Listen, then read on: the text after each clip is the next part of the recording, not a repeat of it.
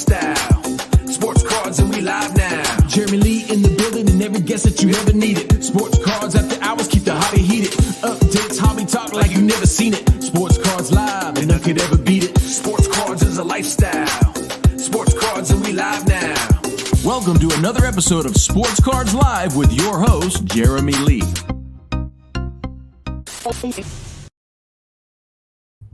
All right, welcome everybody to episode number 155 of Sports Cards Live. It is Saturday night, September the 24th, 2022.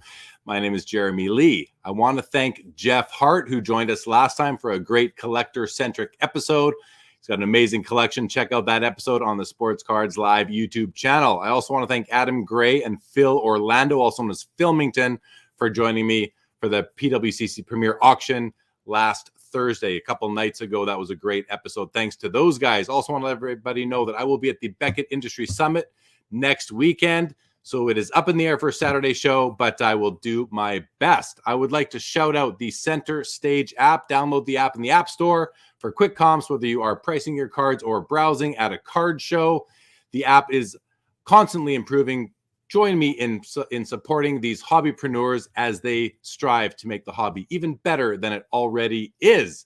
I also want to shout out Tag Grading. We will be set up at the Industry Summit, the Beckett Industry Summit, from September 30th until October the 5th. And we will also be set up at the Union Marketplace Show in San Diego's Del Mar, October 14th to 16th. There will be over 400 tables there, over 68,000 square feet.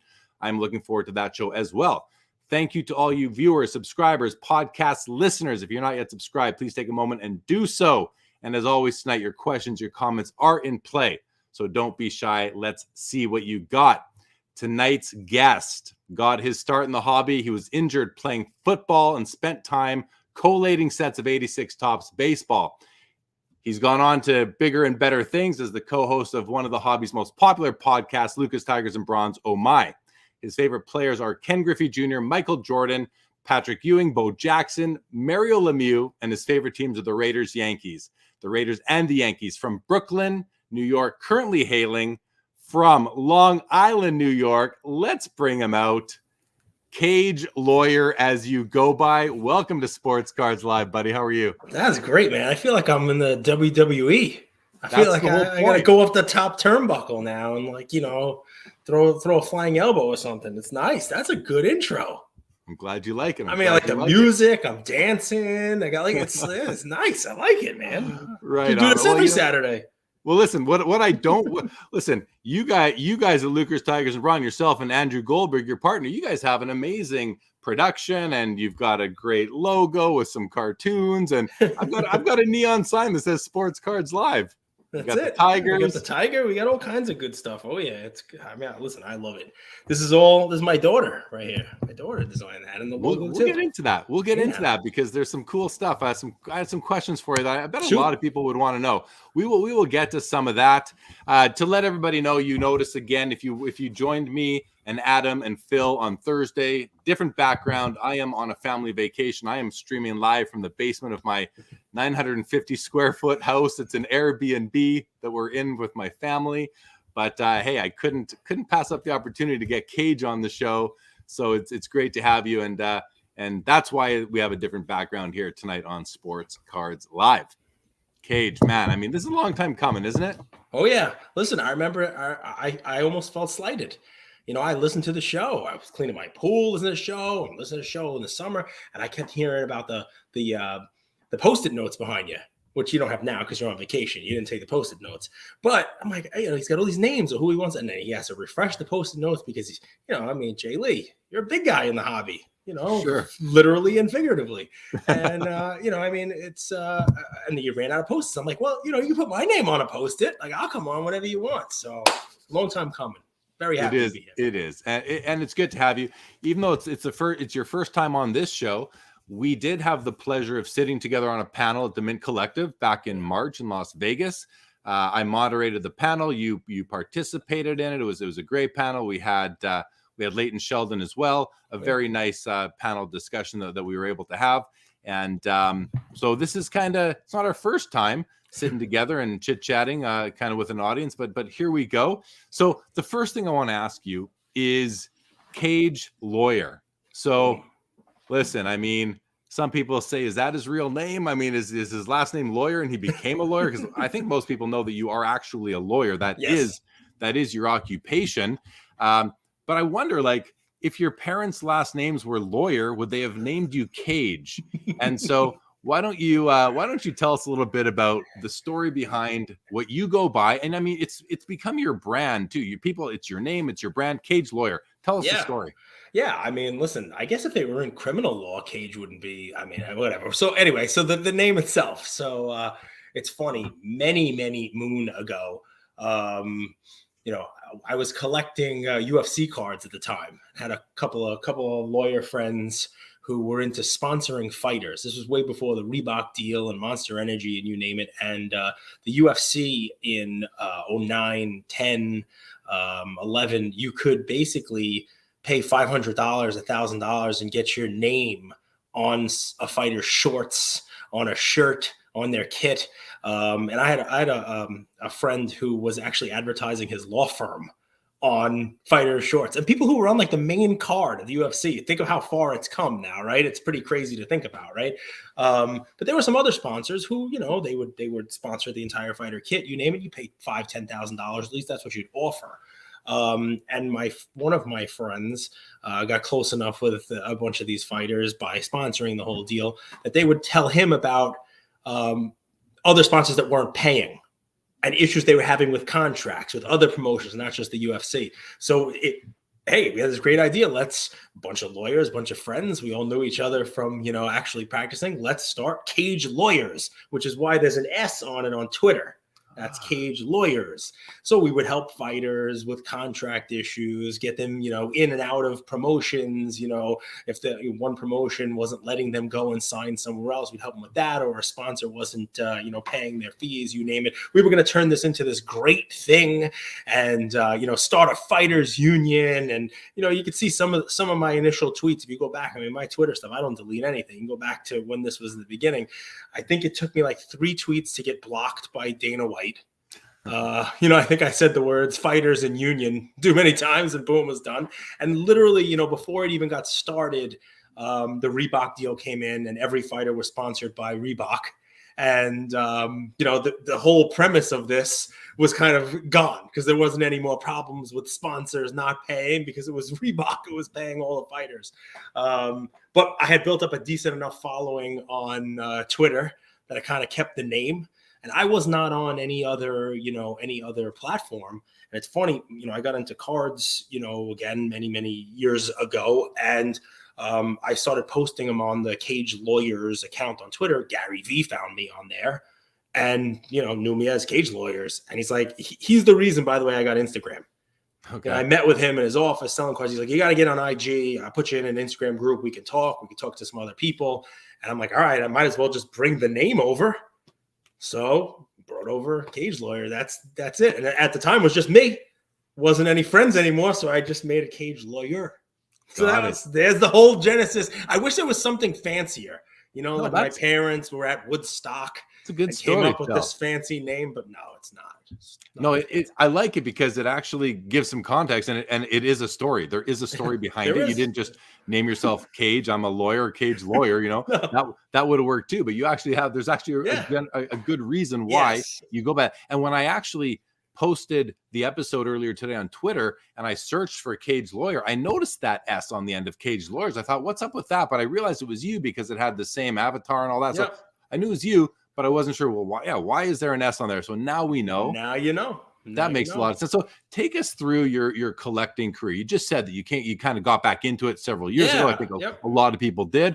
When, you started collecting when you were younger, the football injury, you're collating Topps 86 Topps baseball sets.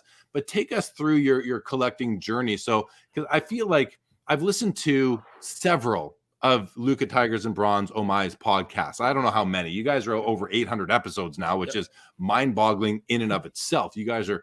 I hear that I'm the hardest working guy. I just say no. You guys got to check out Cage and Andrew. These are the hardest working guys in hobby business right now. I think it's you because you do work very hard. Listen. I got Andrew basically, running the whole machine. I just show up and talk, which is great. I'm able to do it here with you too. So I don't know if working hard. You definitely work hard, man. I've seen the prep Remember, we were a mint collective together. I saw your notes. I just walk up on stage. You prep. You do a lot of work, and even prep for this. So I think when people say you're the hardest working guy in this, I think they're actually right. So the hobby journey, I've never really been too far away from cards. As a kid in '86, when I got that set and tried to put it in order and you name it, it was difficult. I was a Yankee fan in '86, and in New York '86. Everybody just cared about Dwight Gooden, Darryl Strawberry, and the amazing Mets, Keith Hernandez. Everybody was a Met fan. They all disappeared and became Yankee fans. But in '86, when I was 10, I was a Yankee fan. We had Don Mattingly and his gorgeous mustache, but really nothing else. And, so it wasn't the easiest thing in the world, but I had cards. 87 Topps was, I remember collecting baseball cards. I mean, it's funny. I wish I could go back, think about it. I started collecting 86, 87. Imagine I was collecting basketball cards. But at the time, no one even knew basketball cards existed, right? Because they hadn't for the 6 years prior. After the 80, 81 set with Magic and Bird, there were no cards. Forget about Star. I know it's a big deal now, but I wasn't a regional bag collector. I was buying baseball cards, right? So 87 Topps, that was amazing stuff. Bo Jackson was a rookie, 86 traded, 87 Topps. You had that wood border, Future Stars. That was when we were actually buying packs with the green wax wrapper. You go around the corner and, pay 35 cents, I think it was, for a pack of cards. And you try to, put a whole set together. I remember as a kid not understanding exactly how cards worked. And I remember trading during the middle of the season a bunch of my Bo Jackson rookie cards for Paul Molitor cards. Not realizing it was Paul Molitor's 11th year, but he had a 30-game hit streak that year. So I was like, oh, I got to get the Paul Molitor cards. He's hot right now. Little did I know, I was collecting Mac Jones instead of Tom Brady. See, I was making the same mistakes some of the kids in the hobby do now. So anyway, that's kind of how it started. 89, the whole thing exploded, sort of like it exploded recently here. You had just brand explosion. You had Upper Deck, which is sort of like a super premium, and Score came out, and, Topps expanded to Bowman, Stadium Club. You had all this stuff. Griffey was huge. And, I get a little older. I get a little more money, a little allowance, a little, shoveling, the snow, cleaning out, people's driveways. 92 was just an explosion. Not only was Jordan great, but Shaq came. I mean, Shaq just changed the landscape of cards. I mean, everybody was selling cards. Every church, every synagogue, every Knights of Columbus had a show every weekend. Everybody was out there with their Shaq cards, Alonzo Mourning cards, and for the next couple of years, I mean, I was doing shows. I was selling cards. I was selling cards. I was taking the Staten Island ferry into Manhattan and selling to the stockbrokers on their lunch break. So that was a lot of fun, take the ferry in, just set up, a table, right near Maiden Lane and Broadway.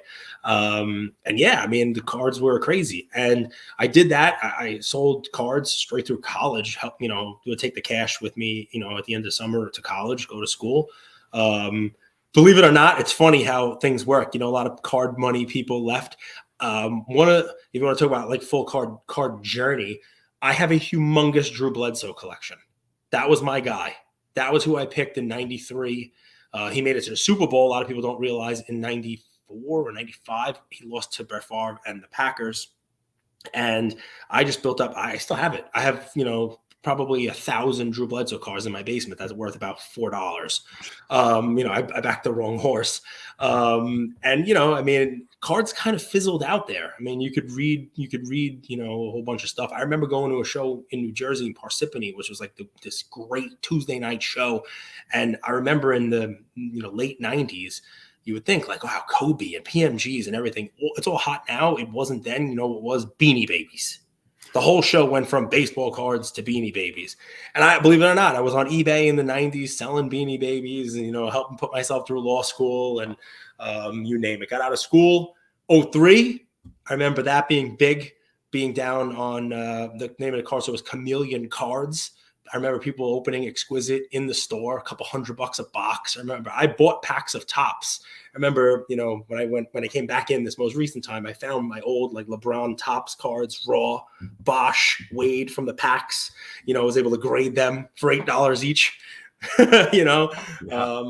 And then '09 was the next kind of like boom. I remember it was Bryce Harper, Steven Strasburg, opening packs, doing that stuff with the baseball cards. Strasburg was huge. I remember, a 6-figure redemption card of his for like one of his, 1-of-1 autos. And I remember, wow, these cards are gonna get big.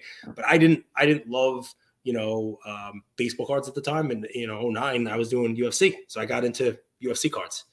'09 through, I don't know, 12, 13, 14, whatever it was, just collected UFC cards, and have rolled recently into basketball, baseball, vintage, you name it. So never really away from it. A couple years here and there, sure, late 90s, kind of '04 through '08, doing other stuff, getting married, having kids, and then the like. But there's the whole journey.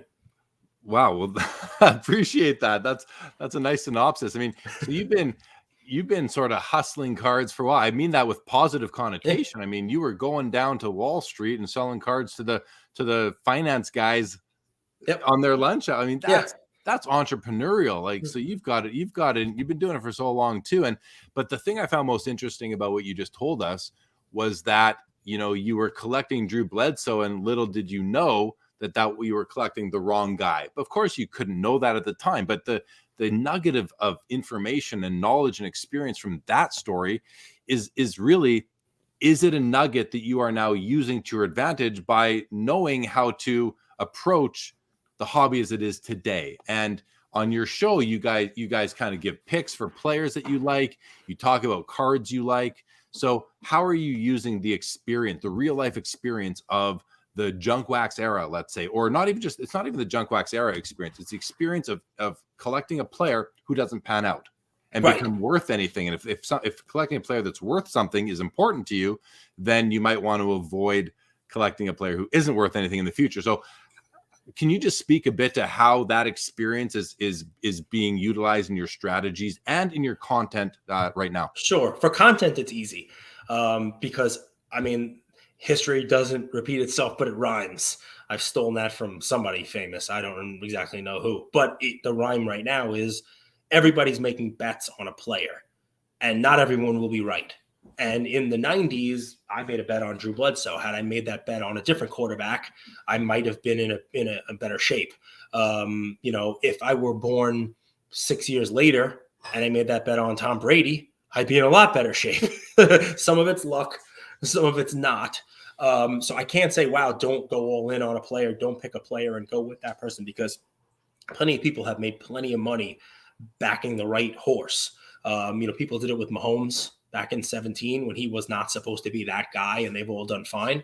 But yeah, for coloring the content, it's I definitely am more cautiously optimistic. I try to remain optimistic about the hobby overall, but I do try to point out as many times as I can the craziness in the prices when you compare these ultra modern, young guys that really haven't done anything with, the people who are out there who have done it, the people who are done.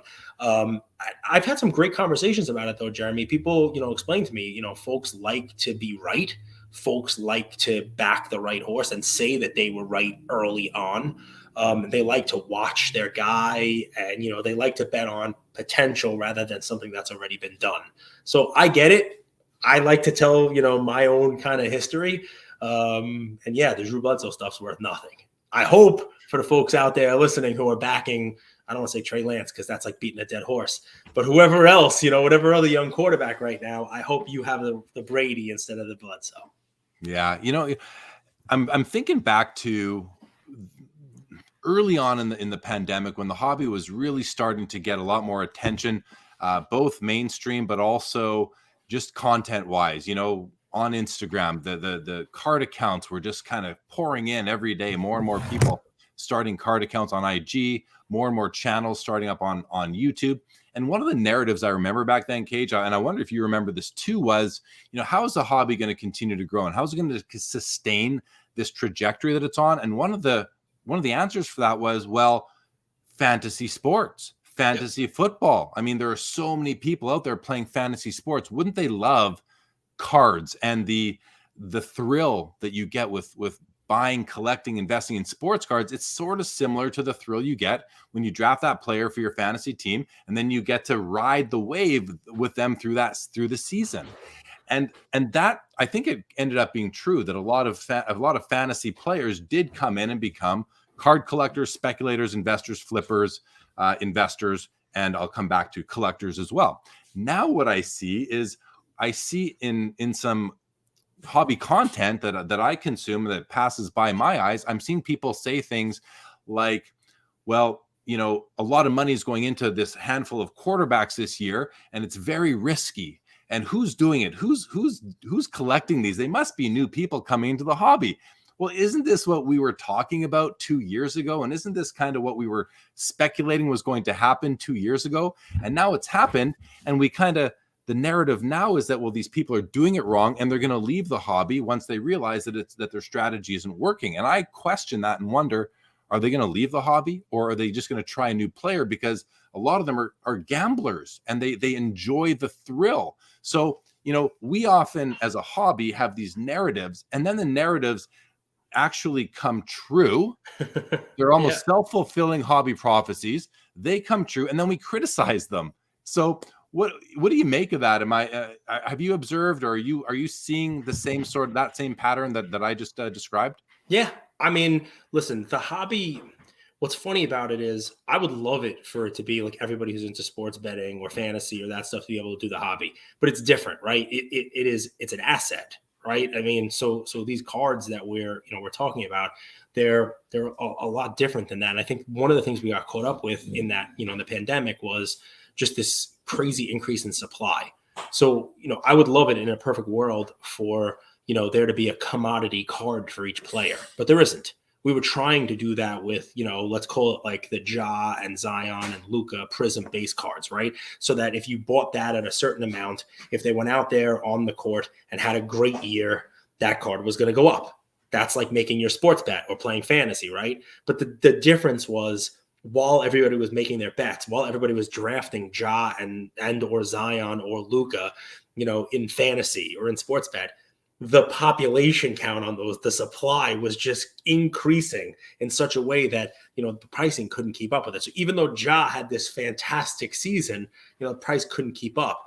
It's part of the reason why a StockX model might not work in cards, right? You can't have that skew. It's not really a commodity. And I think, the difference is what we've seen here is, that I guess the consumer since COVID started, since, the pandemic, has gotten a little wiser about the whole population control, the whole, hey, supply and demand. And, they're moving towards cards that are lower pop. I don't know whether or not the fantasy kind of angle can actually go. I will say this though. I do think cards, fantasy, sports betting, they do have kind of like a correlation, because I remember when people didn't talk about sports betting every day and when people didn't talk about fantasy every day, it was like taboo. It wasn't water cooler talk. Now, in any office you go to, people are talking about, oh, who's a fantasy team?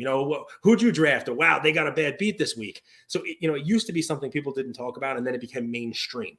In that regard, I could see cards doing the same thing as fantasy or sports betting. Like every commercial you watch on a football game now is about sports betting. That used to be something the league wouldn't promote. It used to be something the league, would actually try to, to keep under wraps. Now everybody's got on their phone, everybody's sports betting. I think cards might be something that follows that. I just don't know how it works with, how you making your bet on a player, right? And that's the only difference. Yeah, you either come in and you buy one of these supposed commodity cards, being the high pop, the 15, 20,000 pop 10, PSA 10 pop cards, BGS 95s and that. Or you come in and you make a real play because you're a heavy hitter and you buy a Patrick Mahomes NT RPA, or you buy a Trey Lance, or you buy a Josh Allen or Luka, or any of these guys whose RPAs are doing six figures plus. And then we the hobby experts, and I air quote that, the hobby hobby armchair quarterbacks, we come in and we sort of criticize some of these people for doing that and say, well, who's buying all these NTRPAs for $400,000 of players? Meanwhile, we're seeing, Tom Brady's and like the true stars, the true icons and legends, their cards are selling for much less or significantly less. Some of their cards are. And I think again, it comes back to that sort of self-fulfilling prophecy that we generated 2 years ago. We almost wished it to happen. And now at that high level, we're like, what are you guys doing? Well, hey, we almost invited these guys. So let's educate them. Let's try to help them if they care and even want to listen to us. But that's a whole other issue right there. Okay. No, I mean, go ahead. Yeah, you got a response? No, I think you're 100% right. I think you're 100% right. I mean, I'd love to see it. I think, basically, no matter how you slice that question, what we'd all like to see is more people in the hobby. I'd love to see it follow the path of sports betting and, and fantasy and that kind of stuff, because it just means it's mainstream and people are doing it. The more times you see a record sale price, the more times you see, something sell and it get, mainstream media promotion, the more likely that is to happen. Yeah, I think you're right. And I think with a lot of us are expecting that to happen with Fanatics coming in and having such a powerful marketing arm and reach, and all the doors they have with lids and Fanatics and access to all the stadiums and arenas throughout all the leagues. It's I think we'll see how it goes. But all right, let's go to a few comments. Let's see who we got here. There's a lot of good questions coming through, so we're going to kind of take them as they come. Punt Pass Click says that was an Andrew Worthy intro. Nice to hear. Business 124, good evening to you. Welcome to the show. Philly Joe, hello to you. Chad Chipper says hello to us. Best after party at the National was cigar night at the Hard Rock. We'll talk a bit about that too. But yes, I was there, and that was a great night, which you had a big part of doing. Chris C says hello. I feel like a class action lawsuit is possible against Topps for the Chrome SP mess. Just wanted your thoughts. Feels like it was intentionally done to make more money. I mean, I'll let you go in a second, Cage. Personally, I don't think they intentionally did it. I think that would just have been a real stupid move. But I don't think that they would have done that personally. I think it was a legitimate error, but what do I know? I'm not there. I'm speculating just like Chris C is speculating right here. That's what it feels like to me, though. And as a class action lawsuit, I don't know. I don't think so. They could pass it on to their co-packers too. So who really knows? What do you think, Cage? I'm sure there's language somewhere that says that, there's nothing guaranteed in any specific box release, you name it, the whole 9 yards. So I think it would fall short, before it even got out of the starting gate. The comment about how it feels intentional, I almost feel that. I mean, I know it wasn't intentional, but what they've come up with to kind of fix it is great. I mean, it's good promotional. You know what I mean? There's a lot of the new packs that are coming out, the autos. I saw a fake auto like, hey, how did you not include me in the set? I think it was a J-Rod auto, like inscription. Wow, you forgot about me? No way. So, I mean, listen, anything that brings PR is a good thing. That said, anybody who bought this stuff thinking they were going to get it, I'm sure you have my apologies on behalf of Topps. I mean, that's no good. If you buy that stuff trying to find these super short prints and you never even had a chance to get it, that's kind of messed up. I don't think it's intentional though. Yeah, and listen, I don't know all the ins and outs of the situation, but the solution that I've seen them roll out seems to be all right. I just hope that everybody who is deserving gets what should be coming to them, which are some of these silver packs. So Time will tell how it's rolled out, and I'm sure they have their challenges with that. All right. Card Amigo says, I think Tag Grading should sponsor the largest Tag You're It game at the National. Just a random idea I came up with. He ends it with a wink. I don't think it was just a random idea you came up with, Card. What do you think, Cage? Yeah, great idea. Why didn't I think of that myself? I think it'd be fantastic. The lawyer in me is a little concerned about where we would have it, and us old dudes running around playing tag. But I think it would make for some great content. I'll tell you that much. I mean, let's face it; it's not exactly the most fun sport going. Being tagged, I have yet to see a sports card with a tag professional on it. So, well, I mean, listen, you're gonna have enough people there. You'd invite Topps, Panini, you name it, and tell them they got to make cards of it. There you go. That would be a lot of fun. The first licensed game of tag set. You get the Jay Lee card, right? People would buy it, get a little autograph. They would forget to put you in though. And then send out packs after the fact. Right, exactly. And then I'll be in the silver packs. That's it. I'm okay with that. Rep and Rajan, good to see you. Welcome back to the show. Francesco has a question for you, Cage. He says, card shop, pawn shop, good idea in a down market. You mean to have a card shop, pawn shop? I think that's I mean, in a down market, I would say it depends, right? If you're the one taking in the cards in a down market, no. It's part of what scares me about some of like these, card finances and you name it. Some of the cards, you see the prices over the course of a 6-month period. What you thought was the value, all of a sudden it's significantly less. It's what kind of gets me a little nervous about people taking in cards and loaning out cash. At the valuations that are so quick to change based on, any given market. I mean, imagine people were lending against Trey Lance a month ago. Those kind of things, you lend against a house, you lend against another asset, I guess things could happen, but, especially current modern players, that have this high risk football injury, you name it, that gets me a little nervous. I wouldn't want to be the one, in a card shop where, Trey Lance collector came in and laid his cards down on the table. And then, I'm loaning out cash that I'm never going to see back in those cards. So yeah, I don't think it's a good idea. Yeah, and I've heard, like, we know about CardFi, Eddie's company from Investacard. I see Eddie all over the place, and both online and personally when we're at different events. And I'm not sure, but I've heard, and he might be watching and can confirm, but I think his like loan to value that they're willing to loan is like 70% of the value of the card. I think that's pretty high. Let's just play a quick little game here, Cage. If you were to start up a company that was lending against sports cards, two-pronged question. Mm-hmm.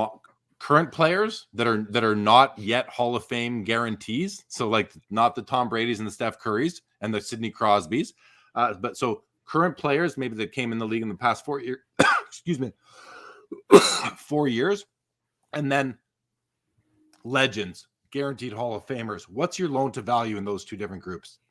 Yeah, I mean, the Hall of Famers, the legends, your vintage cards, I think you can lend a little bit more on, right? Because, you're not going to get the fluctuations in value. But I mean, PWCC, I'm pretty sure they do, loans against the vault. They do loans against, if you're selling the cards, right? About 40% of your vault value is usually what they kind of go with. I mean, that to me seems a little more reasonable.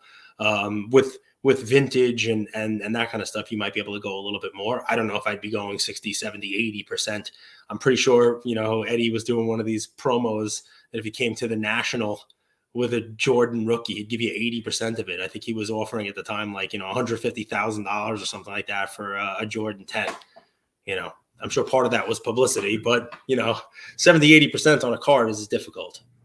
Yeah, because the market can fluctuate, 20, 30, 40%. What I did, I left you speechless. I took your breath away. Why don't you take a second here and get a drink? I feel bad, man. Look what I did to you. I did. I've got my water here. All of a sudden, my voice just went on me here. In 800 and something episodes, I will tell you this has happened to me. And I feel like, all right, this is miserable. I can't do this. People are listening to me. And in the moment, you think to yourself, this is never going to go away. My voice is never going to come back. I'm going to sit here and tell you like this the whole time. So what do we think? Are you back? I was just filibustering that. Well, no, you just bought me some time yeah, there. That's what I was doing. I can hear my voice right now. My voice is still like that, but we're going to go with it. I'm just going to talk. That's it, However man. I sound now. So sorry for that. You're back. My co-host is back. All right.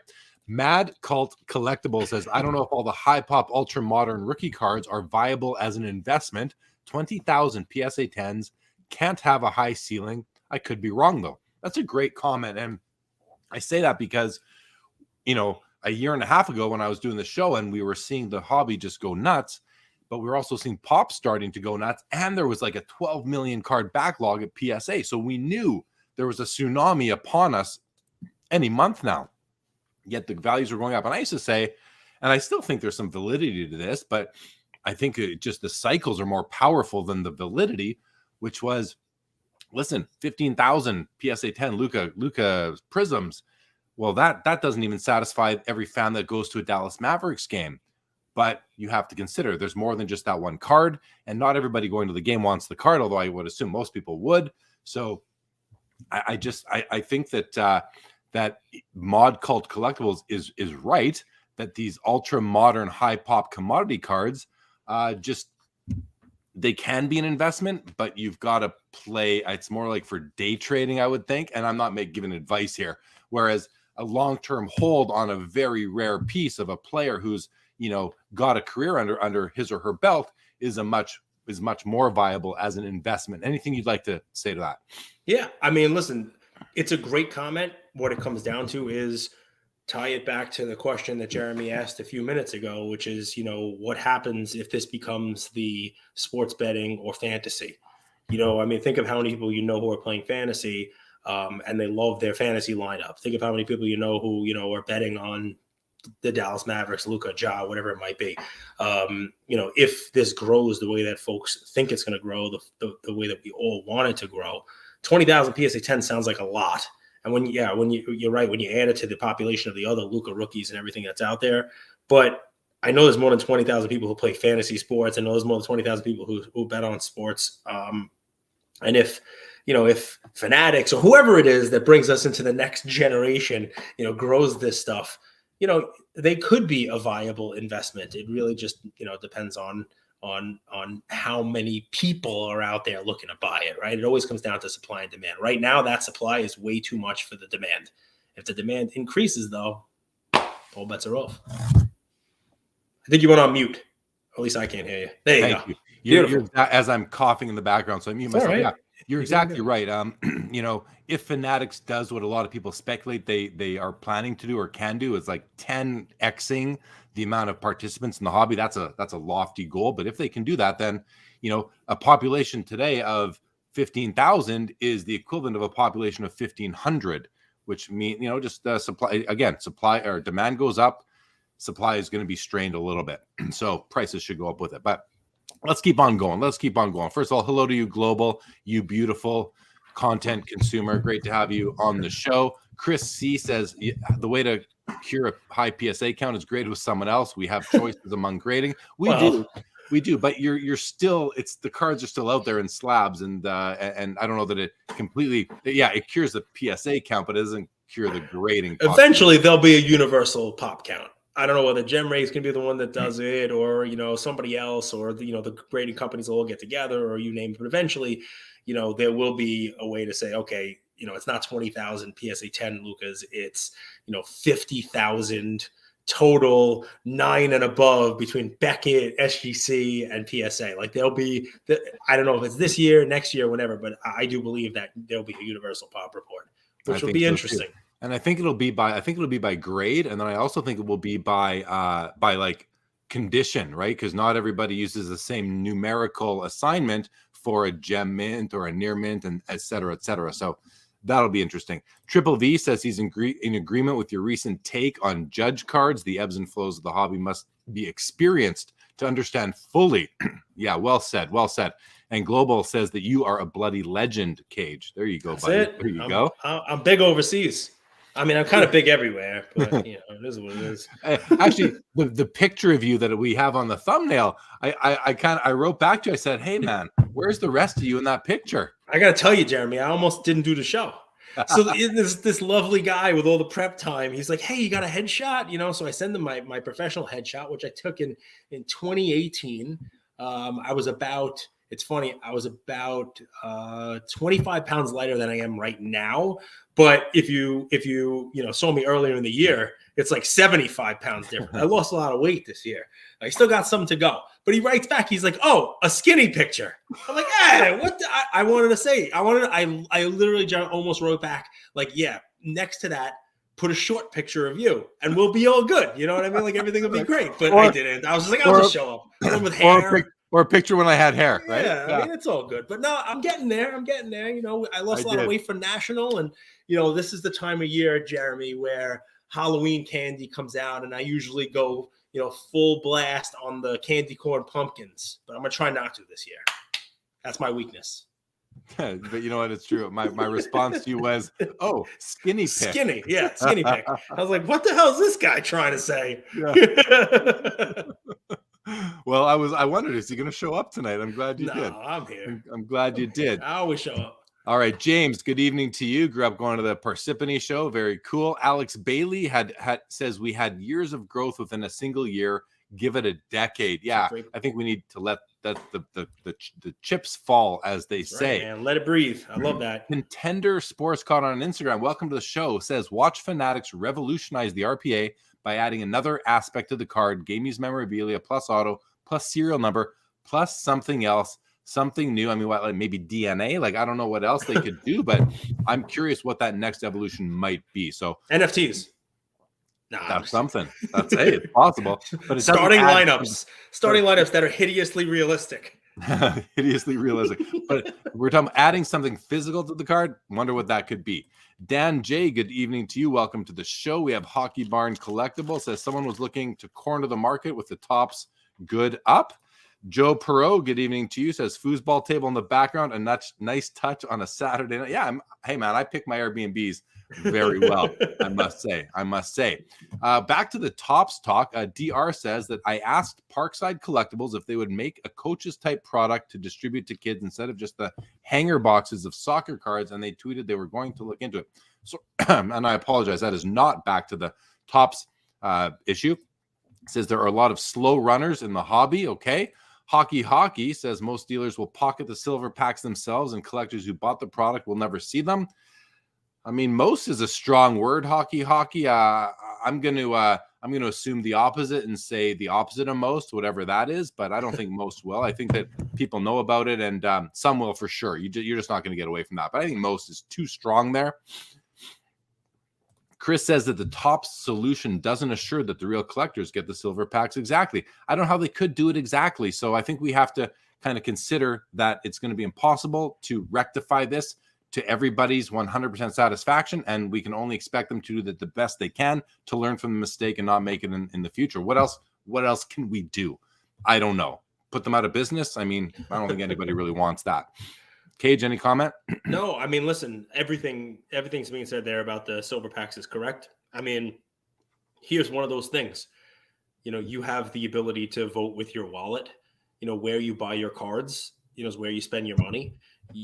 I would hope that if you're, you know, buying cards from an LCS and you bought a box that this stuff should have been in, that LCS knows you bought that box and will save the silver pack for you. And if they don't, and they just open it themselves or they're selling it online themselves, you don't go back there with your money. You find another place to go. I mean, that's easy. Obviously, not everybody buys through their LCS down the block. People are buying them online. If you bought a box online, send that company an email.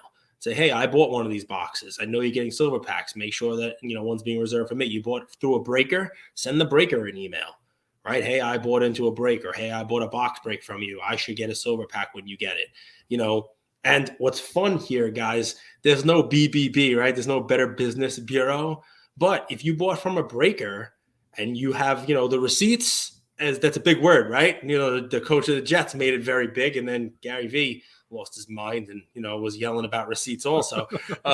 You know, so you got the receipts, put it out there. I'll repost it. If you went and bought a box from a breaker and you should have gotten a silver pack and you email them and say, hey, I should get the silver pack, and they say they're not going to send it to you, send it to me. I'll post it.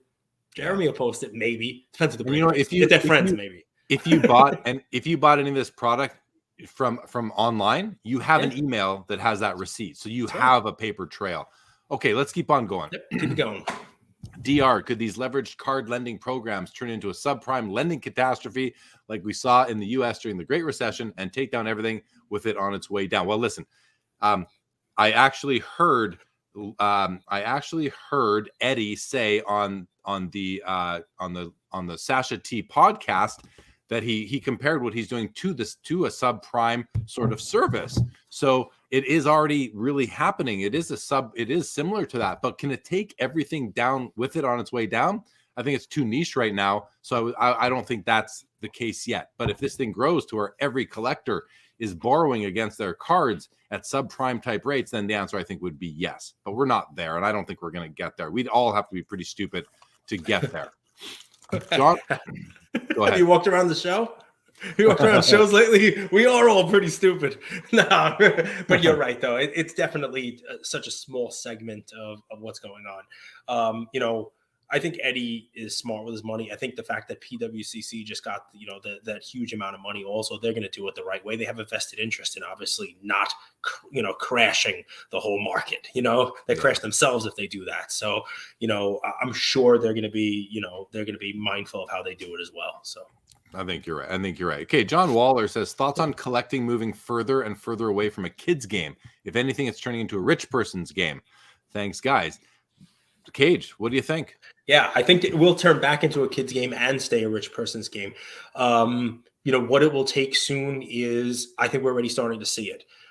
Chronicles came out last week, and some of the breakers were out there yelling about how it was the greatest, hottest product because for the first time ever, Chronicles had noir sneaker cards in it. But it's not the real noir. It's like a Chronicles dumbed down version of noir. And they were putting it out there, $375 a box. It wasn't being broken. Next, $350. 300. Now I see 275, 250. Well, what will happen is people get smart enough. The breakers will stop touching that stuff. The breakers won't be able to make money on it.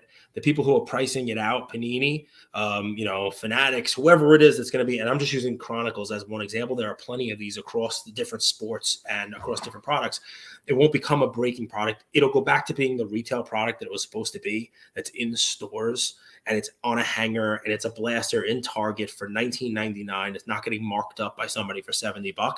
The high-end stuff will stay the high-end stuff. The breakers will keep breaking National Treasures and all these other crazy flawless products, but there will be that level that was supposed to be for kids all along that during this crazy run-up left that little kids section. I can tell you, Jeremy, I've gone to, Walgreens, Walmart's recently, not Target, because, they're still a little crazy with the stuff, with all the lunacy that happened there during the last couple of years. Yeah. But, I've seen packs again in stores. It's Absolute Football but I've seen packs available for kids to buy in stores. So that will happen again, Jonathan. Unfortunately, the kids are not going to be able to break National Treasures. There'll be products for people who are breaking on the high end, and there'll be products for kids to be able to break on the low end. Well, that's exactly it right there. I don't think it's a rich person's game. I think that it's an every person's game, just like every other product and service we buy to sustain our life.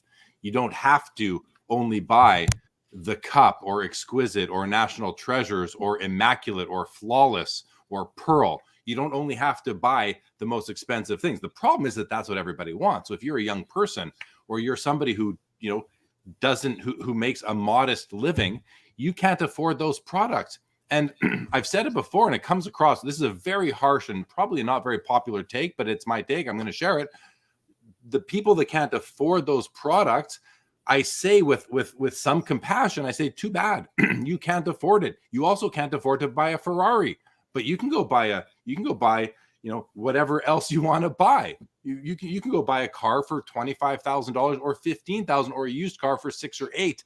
You don't have to buy a car for $250,000. The same thing applies to sports cards. It applies to what restaurants you eat at. It applies to what clothes you wear. So everything can be seen as a rich person's game if you're only following accounts, consuming content, and seeing people buy the highest end of whatever product or hobby or whatever it is that you need. Not everybody can live in a 10,000 square foot mansion. A lot of people live in 900, 600, 700, 800 square foot homes. Do they it's almost like it's an entitlement, like, well, we should be able to afford those. Well, the sports card market has evolved so much since the 80s to where there is a different price point for almost every market. You can still buy packs of cards for a couple bucks.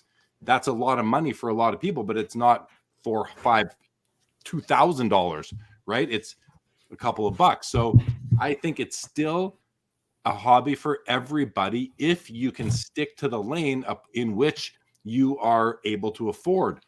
Just because you can't afford more doesn't mean that you can't collect the cheaper products. And another thing is that you can go to most LCSs and card shows and you can flip through dollar bins.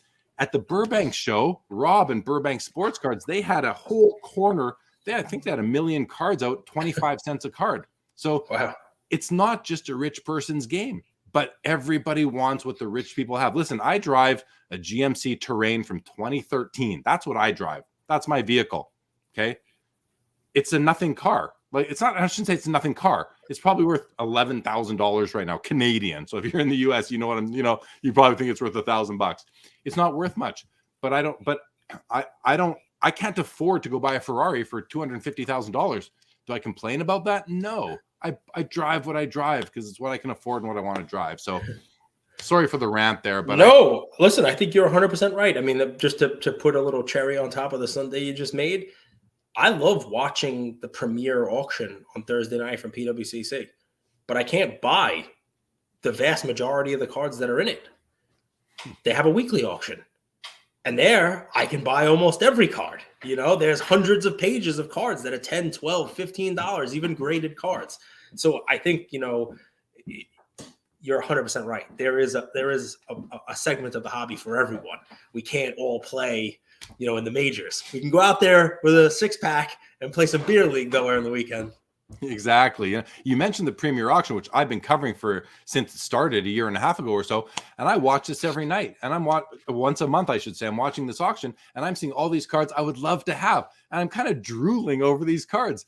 I don't think I've ever bought a card in the premier auction because I just can't afford them. These are cards I want, but I don't sit there and say, oh, the hobby's gotten too rich for me, or it's a rich man's game. No, it's for rich men, and it's for average men, and it's for modest income men, or whatever you want to say, above the poverty line. There's something for everybody in the hobby, but everybody can't have everything. And I think we just have to get used to it. So, all right. But still, John, a great comment. Thanks for that. And give us a chance to address it.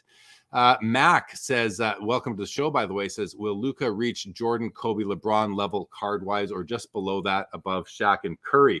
Yeah, good question. I'm going to go first, Cage, and just say, I don't think he will reach Jordan, Kobe, LeBron level card wise, because his cards came out in the Panini era and are super mass produced. So he'll have a few gems in there, a few one of ones and the golds out of 10 and all that. But generally speaking, I would say no.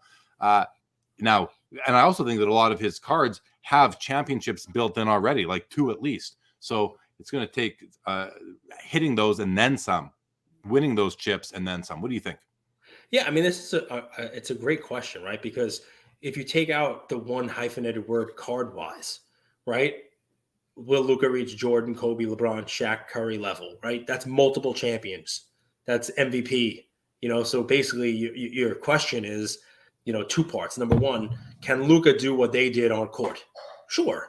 I think, Jeremy, you're right. I mean, you got to build in a bunch of championships there, right? I mean, how many championships are we looking at? I mean, Shaq won Finals MVP multiple times, won, championship with multiple teams. LeBron's got 4, Jordan's got 6.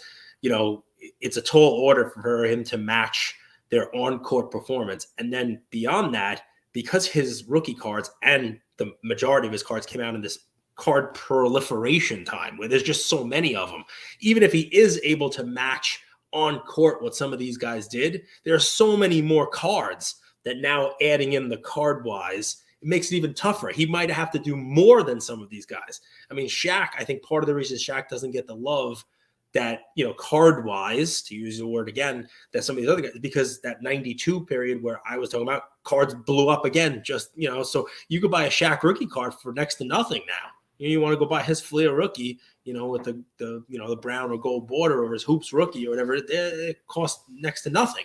So, it's a 2-part question, and I don't know whether he gets to either part. Yeah, I agree. I agree completely. Chris C says, how about a card where you win an experience with a player, meet in person, a redemption for that? That's definitely something. But it's not attached to the card. This goes back to, for people who have just joined, we were talking about this a little bit earlier, what could be the next evolution of the RPA. Francesco has a question for you, Cage. Will rare parallel numbered cards of veteran players hold up in the future, buy them, or stay away? Rare parallel numbered cards of veteran players. So, I mean, when I hear that, I think to myself, like, current sets. Like if you're going to buy Prism now and it's a numbered parallel of, somebody who's good now, but not top line. Like, I mean, who are we talking about? Like a rare parallel of a veteran player. I don't know, like a gold of Embiid this year's. I mean, honestly, I don't think so. Unless it's got something else. So I'll use an example of my own. I actually talk about this on today's episode, right? we were talking about credentials.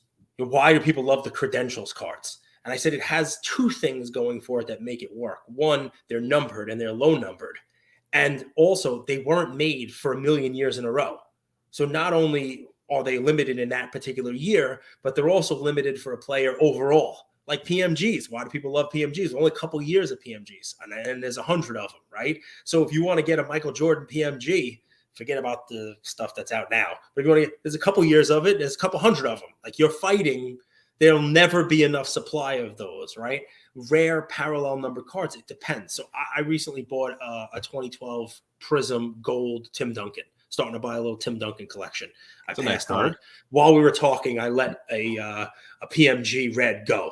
Bid up too high. So I'm bidding. We're all doing lots of stuff. Sorry. 99% of my attention on you. But anyway, I bought that card. One of the things that factored into my equation there was they continue to make Prism versions. They continue to make more gold. So, it's 2012, 13, 14, 15, 16. So if you're talking about something like that and we're like, 2018 gold or some other low number parallel of a veteran player, I would say it will have value, but it might not hold up a long time. I would probably be more stay away than buy, just because every year there's more of the same kind of thing. Why I went with 2012 was the first year. So at least storytelling, creative why I could say, okay, this is like an iconic set and the whole deal. But, I want to go more towards like Star Rubies, which are numbered and they stop making them, or Flair Legacy, number to 100.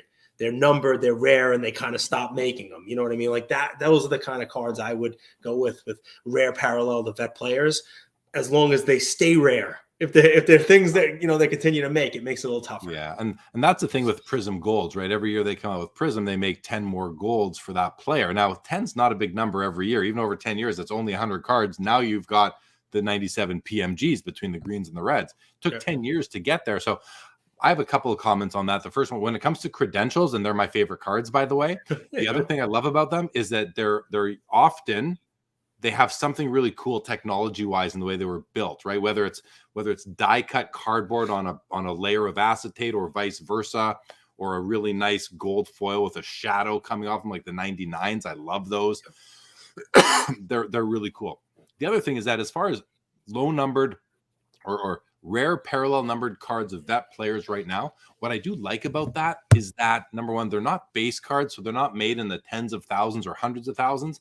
And if it's really low enough, like at a 10 or 25, down the road, when somebody decides, hey, I'm going to, call it 5 years after Luka retires, they decide, I'm going to go after Luka cards, because back in the early 2020s, when I was 15 years old, he was my hero. And I'm going to go chase those cards. Well, now they're going to go chase, say, 20 different years worth of Prism Golds. That's only 20 cards they have to buy to get each and every one of those. That's a pretty cool pursuit, if you ask me. And there's only 10 people that could ever do that, because there's only 10 of each. So I think you have to be selective. I think that the answer to Francesco's question there is that, for me, the answer is buy. This is for me. I'm not giving advice. I personally buy this stuff, because I think, number one, they're cool, they look nice, and I do think that there's lasting power for them. Okay, let's keep going, because I'm getting way behind in comments. We have some other topics I want to cover with you that aren't even coming up in the comments, and we're already at the 58-minute mark. Hey, I'm always having so much fun when I'm hanging out with you, man. All right, thank you, DR, for clarifying. I didn't know what you meant by that. For the national big game of tag was for the slow runners. Thank you so much for that. Dennis Patrick Zender, welcome to the show, says, what are your thoughts on F1 and tennis card marks? Do they have lasting power? I mean, listen, I don't know if this is because you talk about this, Gage. I don't know your answer to this, but I think they do have some. Not every card, every set, but the stars. What do you think? And let's try and keep this one a little tight. Sure. I tennis really doesn't have a market yet. I mean, that's an interesting one, but F1 in and of itself, I mean, I've kind of talked about it. I compare it to UFC. It was hot when there was a little bit of it, and then they just kept making more and more and more and more. And you saw it with F1. Everybody loved the product when there was one Topps Chrome and maybe the Dynasty. Now there's 47 different versions, Topps Chrome Light, Sapphire, you name it. And I think they'll wind up doing the same thing with tennis cards. You see it with every other sport, right? You saw it with the UFC stuff. You see it with the WWE stuff. This stuff just doesn't hold. When there's when everyone's looking for a Carlos Alcaraz card to use tennis, and there's only 50 of them or a couple hundred of them, and there's thousands of people who want it, guess what? Demand way more than supply. But as the printing presses get turned on and people are able to buy different levels of Carlos Alcaraz, all of a sudden it all kind of comes down. Sorry, Yeah. I don't want to take it too long, but go for it. No, that was great. That was nice and succinct. I appreciate it. All right. James says we can't expect kids to buy products that others don't want. That won't keep them in. Okay, well, I started collecting cards that were worth nothing really, because there wasn't even Beckett when I started, and I just wanted to complete the set and read the stats on the back. So I think there's a couple aspects there. The problem is back then we didn't have Instagram, we didn't have social media, the internet. Never mind, we didn't even have the internet, so we couldn't see what other people were doing as closely, and therefore we couldn't have those aspirations. So I understand there is some truth to that, but it's not. It doesn't make me think that it's not something that kids could still enjoy. Thank you, Todd McDonald. Great to have you. Cage is a very insightful guest. Yes, he is. I mean, he's been around the hobby for a long time. That's what it takes to develop insight, is experience, and he's got that. Mad Cult says, great perspective on the high-low end. Never thought of it like that. I'm glad you like that. Chris C says, good point, James. Kids follow the shiny stuff just like the adults. Well, and listen, that is Jeremy, let me take that just for 30 seconds. Yeah, guys, go. Also the wanting is a good thing, because kids who can't afford the shiny stuff now, they'll grow up, get a job, and chase it in 20 years. That's me. I mean, in 1993, I was buying packs of Topps baseball. I couldn't afford $35 a pack for Finest when it came out. I saw adults buying it. I thought it was cool. And when I was starting to make enough money, I was going back and buying the 93 Finest refractors and chasing and paying money for them now. So, I mean, even kids, right? Not everybody can buy everything. There's going to be layers for everything, whether it's kids, people who make a lot of money, people who make less money. I understand we want the shiny stuff. That's why Chronicles makes sense, because it is putting the shine. That's why I use Chronicles as an example. It has Prism, it has shiny, it has all of the stuff in kind of like, I don't want to call it a dumbed down version, but in a kid priced version. So I think it does work. I understand what you guys are saying. Think of it from another perspective, right? Think of it, what you collect now, maybe part of it is what you couldn't get as a kid. I have a 52 mantle because when I used to walk into B&A card store on New Up Lane in Staten Island, they had a mantle up there in the case for $1,000. And I used to be like, oh, wow, imagine I was rich. I could buy that. So, not being able to buy it as a kid might turn you into a collector who wants to chase it as an adult. And this is my origin story. That's exactly my origin story, is that I grew up going to school with kids that had more financial resources than I did. I'd get a couple of packs of hockey cards every week, and I'd see my friends getting a whole box of cards of 36 packs, and I was envious. And none of those kids are collecting today. The ones that I went to school with, I mean, I'm still in touch with some of them. None of them are collecting. They're interested. They think it's cool, but they're not collecting cards. I still am.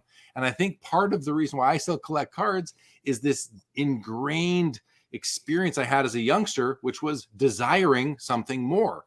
And now I've got a pretty good collection that I've built up over time. And I'm still trying to, maybe I'm still, the little kid in me is still trying to pursue the cards that I couldn't, to compete with these kids. I'm talking, I was 8, 9 years old, maybe 12 years old.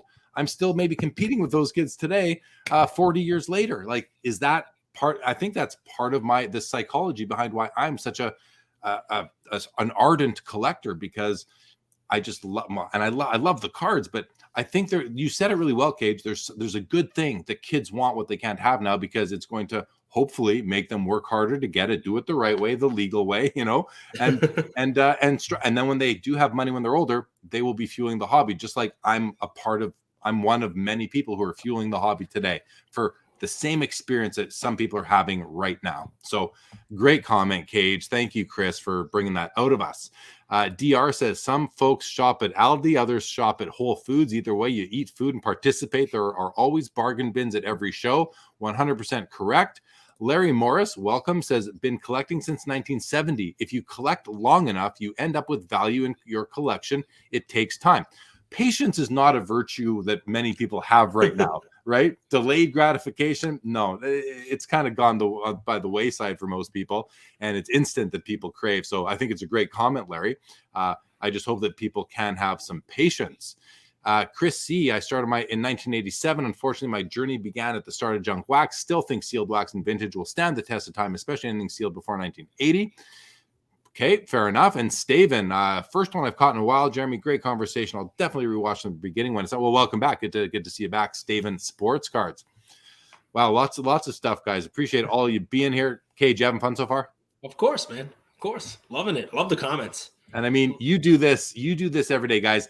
Right now on the ticker, you can see where to reach out to me and follow me on various social medias. If you even shop for me on my ComC account, Big Daddy Cool Breeze, that's what my account is called. But we're gonna throw up Cage's right now. That's if you're not already following Cage on Instagram, at Cage Lawyer, and his podcast, Lucas, Tigers, and Bronze Oh My, on all podcast platforms. Cage, that's a great segue. Why do you call your podcast Lucas, Tigers, and Bronze Oh My? It's funny. My kids came up with it. And I think, when we decided, we're going to do a podcast, what the heck should we call it? We had just watched Wizard of Oz and, lions and tigers and bears. And they said, how about, Lucas and Tigers and Bronze? Oh my. And that's it. The rest is ancient history. It's funny. A couple years ago, July of 2020, when we started the podcast, I didn't know what a podcast was. I was in a IG chat. Andrew was in it. Gary V, Mealy Pops and Slab Stocks and Card Collector 2 and a bunch of, hobby names all in the same group chat. And one week everyone was like, Cage, you got funny stories. He's telling us funny stories. Always going to the basement and selling us cards. My basement's filled with cards. No one ever wanted to buy Drew Bledsoe though. You should do a podcast. And I'm like, all right, well, somebody's got to explain to me what a podcast is. And then maybe I'll think about it. And Andrew called me and he's like, I'm going to send you a Zoom link. He sent me a Zoom link the next day and we recorded 3 episodes and have done one every day since. So that's kind of, because my next question that's it. That's the whole.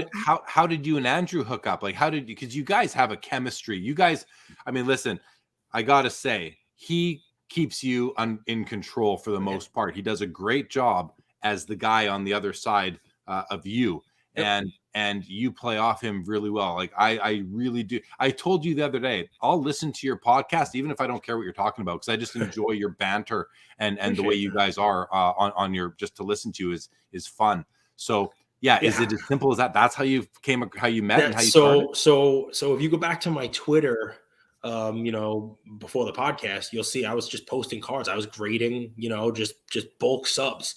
I was killing 2012 Prisms, buying them for $1. I bought a bunch of Klay Thompsons for, between $2 and $5 base, grading them for $8. I was in the cards for, $10 to $13. I remember getting a sub back and I had 21 10s. And I posted a picture of them, just like a whole array of, Klay PSA 10s. And I did that a couple of times. And like I said, Gary V reached out over Twitter and was like, I want to buy all of these. I'm like, all right. I think it was before the 19 National at the time. And, he was going with cards. You can look back on his thing. He's in the airport and he's got 2 cards in his hands. He's got a Jim Brown 58 PSA 8. And he's got a Jeter Topps Gold PSA 10. I sold him those cards the day before he got them, and took them to the National. He's holding. I'm like, those are my cards, Yeah. So, I went in, I sold him a bunch of stuff, you name it, a lot of stuff that I graded. And he's like, I'm going to get you on Instagram and just get in a group. So I joined Instagram. I had no followers. The first thing I did was in this group and Andrew was in it. I think at the time he may have been working for Gary. I think Andrew's origin story, you'll have him on, I'm sure, is, he was selling the wine brand. The empathy wines that ultimately Constellation bought for hundreds of millions or whatever it is they sold. Was in there with a bunch of folks and anyone could have sent me a Zoom, but this is why it works. Andrew does not think, he just acts. Like, I'll think, he'll act. It works. We mesh. It's great. I'll do the thinking. He'll do the acting. He acted. He's like, that's it. Let's go. And we literally just done it ever since. And the funny thing is that National of, 2021, Chicago last year, we had been doing the podcast for a year without ever physically being in the same room. Yeah. When we met at National, that was a year later was the first time. So you say it's chemistry. Maybe it's built up over time because we were never really in the same place. I Because love I don't that. know, in the first couple months, if we were in the same room, we might have just got into a couple of fisticuffs and the podcast would have died before it ever started. You never know. Well, you listen, you guys do have a great chemistry. You seem to get along really well. So, two questions. Number Sure. one, you are over 800 episodes now. You guys do at least one a day. Sometimes you've done more than one a day. Mm-hmm. I don't know if you've ever done 3 a day. Perhaps you have. But my first question is, are you burning out at all? And number two, do you and Andrew ever disagree and kind of have an argument or fight? So question one, so I'm powered by caffeine. We'll do this. So when we finish here, whatever time it is, I'm on the East Coast, it's 11 something. I'll start doing research for tomorrow's Whatnot show at 11 a.m. where I do picks and plays and all that stuff. And I'll roll out of that, watch some football. I think there's a card show. I don't know if you're a wrestling guy. Tatanka is going to be at is going to be he's like a dog chasing a frisbee, exactly. So I'm going to go to a card show, and then I'll start prepping for the collectible episode where we do the fractional before the opening bell, so I don't get burnt out. I love this stuff. I mean, if there was a way to just do this, instead of the 9 to 5 and this, I could probably do 5 episodes a day. Yeah. Because when you love it, right? What's the Walt Disney quote, right? When you find the job you love, you never work a day in your life. I really do enjoy doing this. Talking to all the folks that are in our group chats, all the people who send me DMs. Like I won't go to sleep. I know it's been a long, but I'll have DMs. I won't sleep until they're all answered. I'll go. I make sure they're all responded to. So yeah, I'll never get burnt out. As far as do we have arguments? I don't know that we have a conversation without having an argument in it. And I think that's part of why it works, right? I mean, I don't know if I could sit down now and create out of thin air a human being that's more opposite from me. I don't think I create one more opposite from me than Andrew. Head in the clouds versus feet completely cemented to the ground, big ideas versus, let's take a pause and jump in with both feet before looking versus, okay, we're going to plan this out with blueprints like an architect. And, I guess when you have somebody who's, just slamming the brakes while the other person is slamming the gas, maybe you move at the right pace. Right. Well said right there. You mentioned you do the collectible before the opening bell of the fractional. You guys do that once a week. You are that is sponsored content by Collectible. Yep. Coincidence? I also do a sponsored show by Collectible called Collectible Live on Sundays. Let's chat a little bit about getting paid to. Let's just really bluntly getting paid to do some content. We both fit into that bucket. We both earn some income by doing content for some companies. I think we both actually do sponsored content by PWCC as well, correct? Yep, Yeah. correct. So we have a couple of the same sponsors, if you will. I wanted to ask you, because I deal with it. I think we all deal with it. And today I received one of the best comments by DM on Instagram that I've ever received and I've received a lot of, like very nice comments on my content, but I received one today that I'd never received before. And I asked the guy after, I said, hey, do you mind if I share this on Instagram? Because, I want to kind of call attention to it, because I'm seeing a lot of content right now where, one of my favorite podcasts is the 615 Collector. These guys do a great job. I really enjoy it. At the beginning of every episode, they say, and this isn't verbatim, but they basically say, I'm paraphrasing, and don't worry, we are not paid or sponsored by anybody, so you can be sure that our content is unbiased and objective and of our own opinions. And I think that's great that they do that, and they say that there's nothing wrong with that. I've also seen some Instagram posts lately saying, keep in mind whenever you're consuming content from somebody who is paid for that content, be careful, they have other motives or something like that. And I think there's some validity to that as well. And I basically made a post today and said, hey, first of all, the highest praise I could receive as a paid or sponsored content creator is when someone tells me that they felt that what I delivered in my content was my own opinions. I was fair on both sides of things. I wasn't just promoting or trying to bring in bids on a PWCC auction or trying to sell an IPO on Collectible. I was giving my fair and honest opinions. And as I said, it was a great comment to receive because that's what I strive to do. And you would know as well as I do, Cage, that these two companies, Collectible and PWCC, they don't want us to just come out and shill their product. They've told me very clearly, you talk about what you like and what you don't like. Like, we want you to be your authentic self. That's why we're working with you, because you're authentic. So all that's a big dump there, but that just literally happened today when I got that comment. So all that said, to set the context, Cage, how do you deal with remaining objective when you're doing shows that you're getting paid to do? It's a great question. Noob, Nike Rare Air, who sent it to you. Mark, Right. Nice comment. We love it. Glad you had that. It made Jeremy smile. It did. For sure it did. Mark's a smart guy. Knows his stuff. Been on Varney. Not just Ken. He's been on Varney himself. So he's a smart guy. He knows his stuff. So it's coming from a good place. So how do we do that? It's pretty straightforward. Couple things. Number one, we have not had a meeting with a sponsor, potential sponsor, partner, you name it, where the first sentence out of our mouths wasn't, we are going to say what we think. You're not going to pay us to say something different. Collectible, especially, you brought them up. If you listen to our Collectible episodes, I think more often than not, I'm saying something is not a good buy. I'm saying something is overpriced based on comps, you name it. And that's kind of what they asked us to do. Be honest. Otherwise, first of all, it's the only way I know how to be, right? You lose credibility if you take $1 and say something that just doesn't make any sense. I'm not here for that. Jeremy, I make a good living, outside of the hobby. The hobby's great and all, and it's great to make money, to be able to talk about something that I love. But I'm never gonna lie. I just don't do it. It's not part of what I do. So any partner that has a problem with that, we just don't sign on with. We will do this only if we're allowed to say what we think. We recorded the PWCC episode today about tomorrow's weekly episode, and I talked about a couple of cards that I thought, I wouldn't want this in my collection. You know what I mean? Like, it's just one of those things. You have to play it down the middle. Otherwise, no one's going to listen.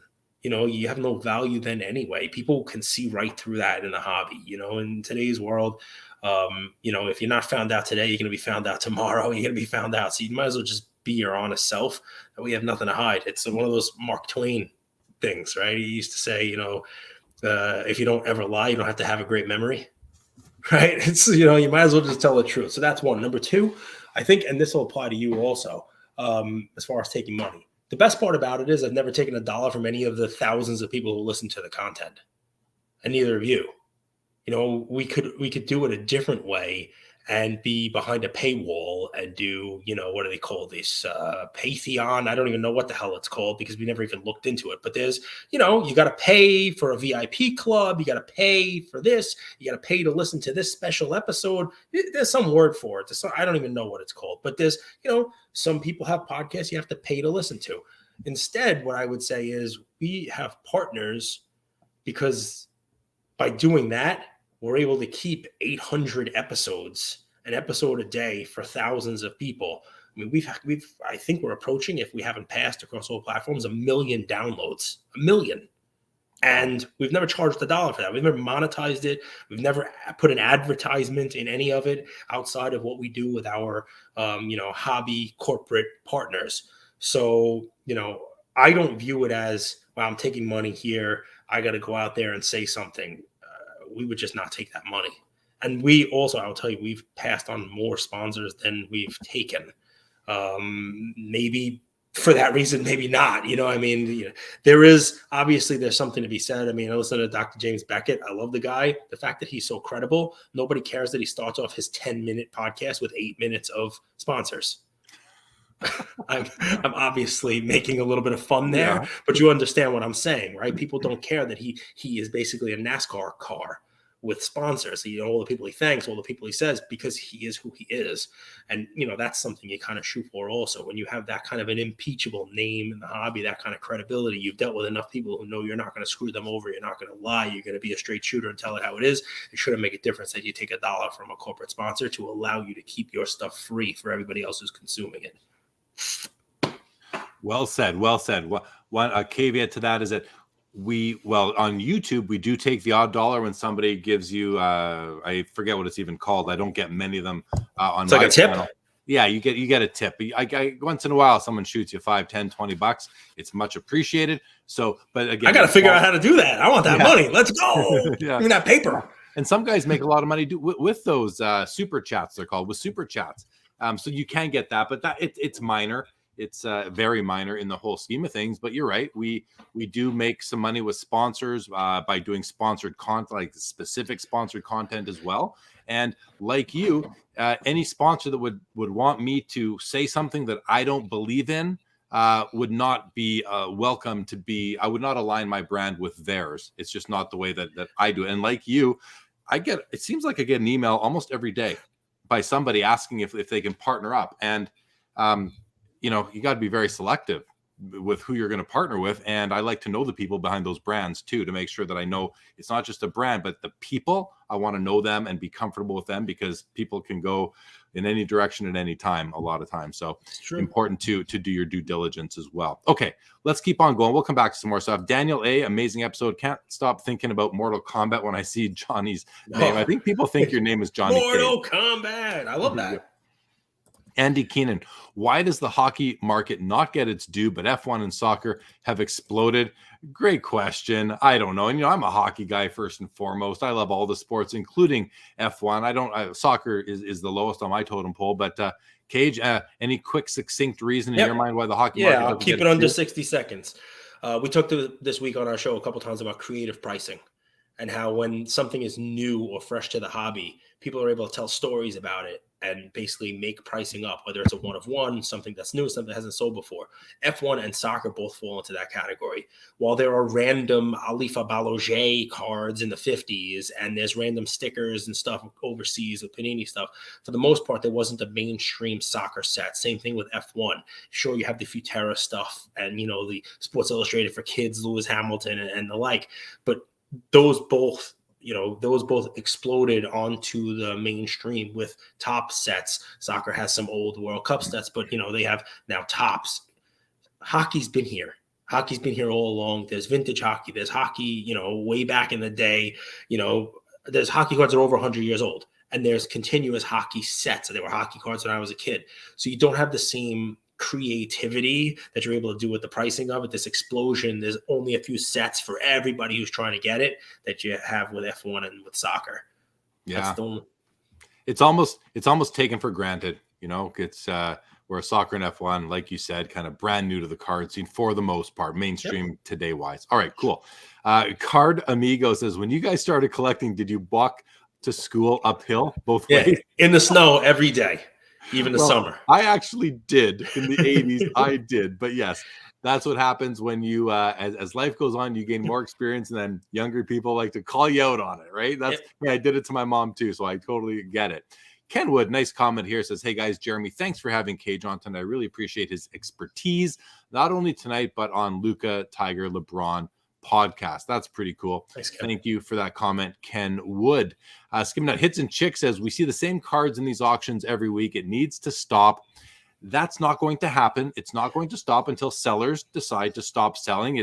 We often tend to put the blame on the auction houses for offering too many cards, but I think that it's in their financial best interest to just offer the cards as they come in, and it's also really not up to them to control the market. That would be like, we don't like when we consider a grading company could be controlling the population. We frown down on population control. I think we should frown down on auction company control as well, and let the market be what it is, even if we don't like the results of it sometimes. Cage, any comment? I think you hit the nail exactly on the head. It's not, if the cards are in the auction every week, it's because people are putting them in the auction every week. There's only one way to change that, and it's eventually the price on those cards will hit a level that people don't want to sell them anymore. Right. think you'll Yep. see the 86 Fleer Jordan will eventually hit a level. It's still creeping down, but eventually it'll hit a number where people are like, I'm not selling mine for that price anymore. I might have paid more than that. And that's when you'll see it start to turn. So Exactly. I love the hits and chicks. I love the comment, but I think, it's the people who are putting it in the auction house, not the auctions that And that's what hits and chicks may be getting at too, right? So Yep. I just took it to that extra level. All right, Chris C says, I think many of us share a personal attachment to their cards. I remember mowing lawns as a kid to buy an Upper Deck Ken Griffey Jr. Still own it to this day. Great chat and insight. Thank you guys. Yeah, thanks for sharing, Chris. I think that's a lot to do with why Chris might, I don't know if he does or doesn't, but might still collect Ken Griffey Jr. to this day. But that would be reasonable. Daniel A says, my advice to kids is love the hobby first, make friends in the hobby, ask a lot of questions. This is a great community.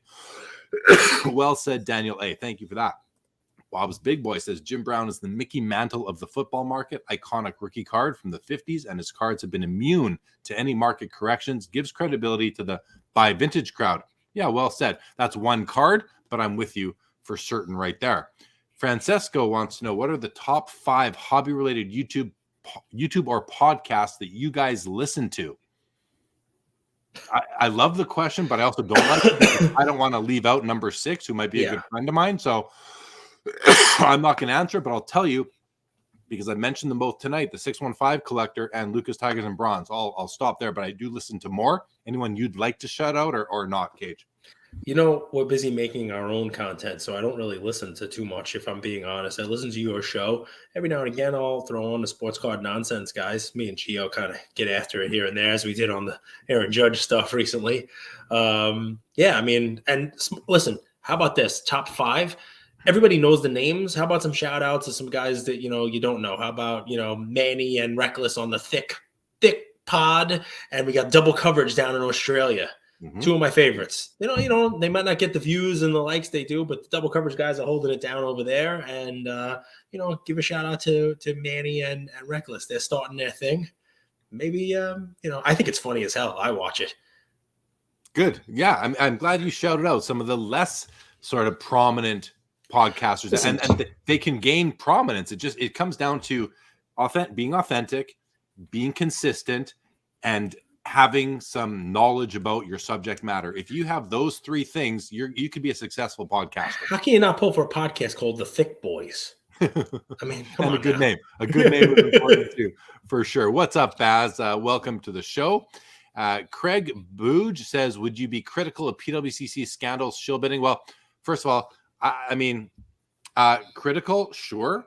But I'm a firm believer that any consignment seller deals with shill bidding by their consigners. I don't think they're shill bidding themselves. I think that people love to hate on certain sellers, and I think it's a groupthink sort of thing. And there's a lot of false narrative and a lack of evidence. So show some evidence.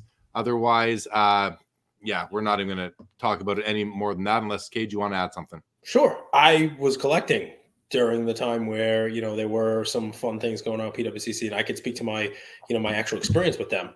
It wasn't them. They weren't trimming the cards themselves. They weren't cleaning the cards themselves. They weren't restoring the cards themselves. I'm in an auction house. Things are in slabs. Things are graded. I actually happened to buy a card, that they sold, and there was a whole blowout, whatever the heck it is. I call them up. I said, hey, this card's being flagged. Full refund. Take it back. Here you go. No problem. So what I can speak to on PWCC is, their customer service, second to none. I know we obviously are sponsored by them. I would tell you that's probably why we're sponsored by them, because I have years of experience dealing with them. So I already know going in that it's something I could put my name to. I've had dealings with them, and even when the going is not good, even when, they are embroiled in something that might not even be their fault, they're doing the right thing. They did the right thing by me personally. So I can speak to that and tell people who listen to our show that they would do the right thing by them. And now, I mean, come on, PWCC, what I love about them is their team, right? Who doesn't want to hang out with like Eric Myers and Jesse and the crew, right? So it's a great group of guys and girls over there. I've met several now, and I honestly there's other great companies in the hobby. I think they're a great company overall. And I have friends that work there who I talk to who just they're living the dream right now, working at this company, talking about the culture and just how smart people are over there and how they're looking to do the right thing. So again, yes, we are both sponsored. We both take money from them to do content. Not tonight. This show tonight is not sponsored by PWCC. Only once a month do I get sponsored. Am I sponsored by PWCC? But all that said, I have chosen to align my name, my brand with theirs, and I'm proud of it. And just because there's a contingent of people that like to crap on certain companies and brands and people in our hobby, that's not going to shake me at all. I'm a big enough boy to decide who I want to do business with, and for what I think are pretty good reasons. Okay, keeping on going.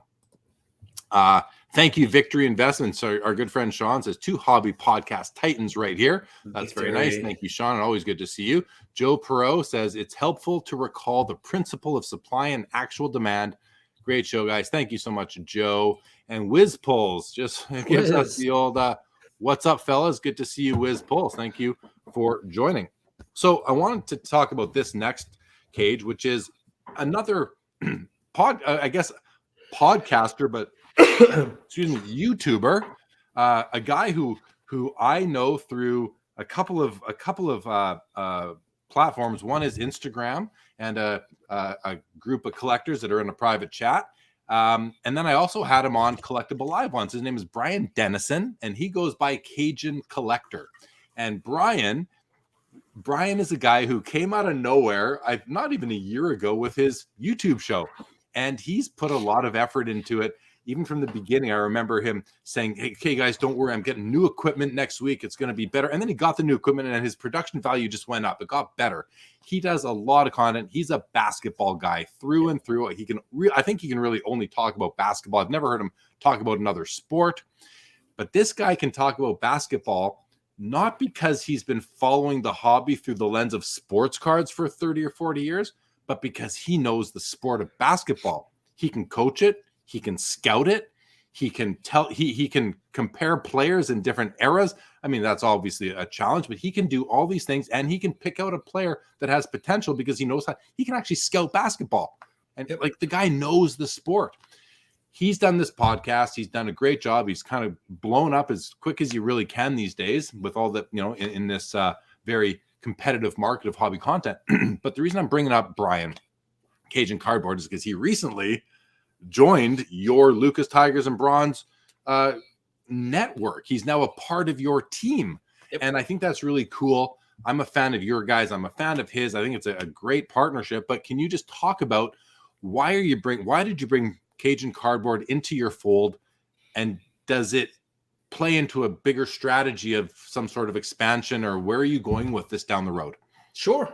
I mean, listen, if a team has a chance to sign Michael Jordan, you do everything you can to sign Michael Jordan. That's kind of what it comes down to, right? High praise right there for Brian.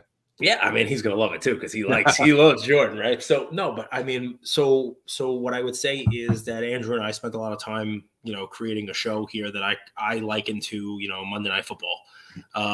But in reality, what the goal here now is to build the whole network. It's to build ESPN. It's to build, a whole network. Brian is just the start of that. Obviously, when you want to go out there and build a show around basketball cards, you want to find somebody who can speak to basketball cards.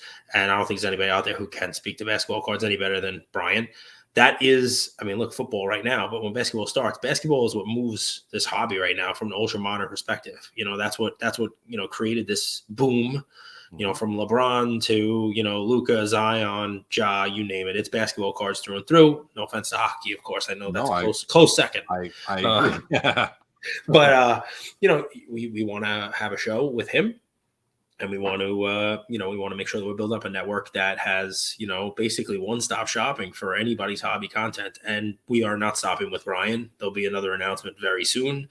And then another announcement after that. And you're going to see, several shows under the, the Luca Nation Network brand. And, all free to the people who are, out there listening. And that way, you know where to look. And, if you want to talk about non-sport Marvel, TCG, you'll know which Luca Nation network person to talk about that. Football cards, there'll be a person speaking about that. Maybe in the short order, sports betting and fantasy and you name it. Because like you said in the beginning of this, like a Seinfeld episode, we'll bring it all the way back, Jeremy. Maybe this is just like sports betting. Maybe it becomes popular like fantasy. Maybe it's all the same stuff. But anyway, that is the grand design. We've started at that. We don't rush into anything. I personally won't allow it. So everything is thought out. Everything is planned. Everything's done, with good intentions and good reasons. And, Brian is a consummate professional. He's an attorney. He went out and did almost 150 pieces of content before joining us. What he can do, what his content's going to be like. There are very few people out there putting out, the kind of content and the amount of content that he's putting out. We know a little something about that as well. Yeah. So, yeah. And hey, cool. I mean, if you know anybody who knows hockey and, wants to be like a visiting member of Luca Nation, we could talk. All right. Well, there's probably a few guys listening right now. There are some new hockey card centric, newish podcasts that are out. My guy Lapper does one, Hockey Card Gong Show. These guys have started up. They do a great job. There's more now than there's ever been. And maybe one of those, I mean, I might have to call you before they do, though. That's the thing. If I want to fill that seat, we'll have to see, but I appreciate the comment. Let's switch it up a little bit. The title of the episode actually was, what's kind of the most scary, what's the most exciting thing going on in the hobby right now? So I'm going to pose to you the first question, which is, what scares you the most about the hobby right now? Whew. I guess I should have thought about that one ahead of time. What scares me the most about the hobby?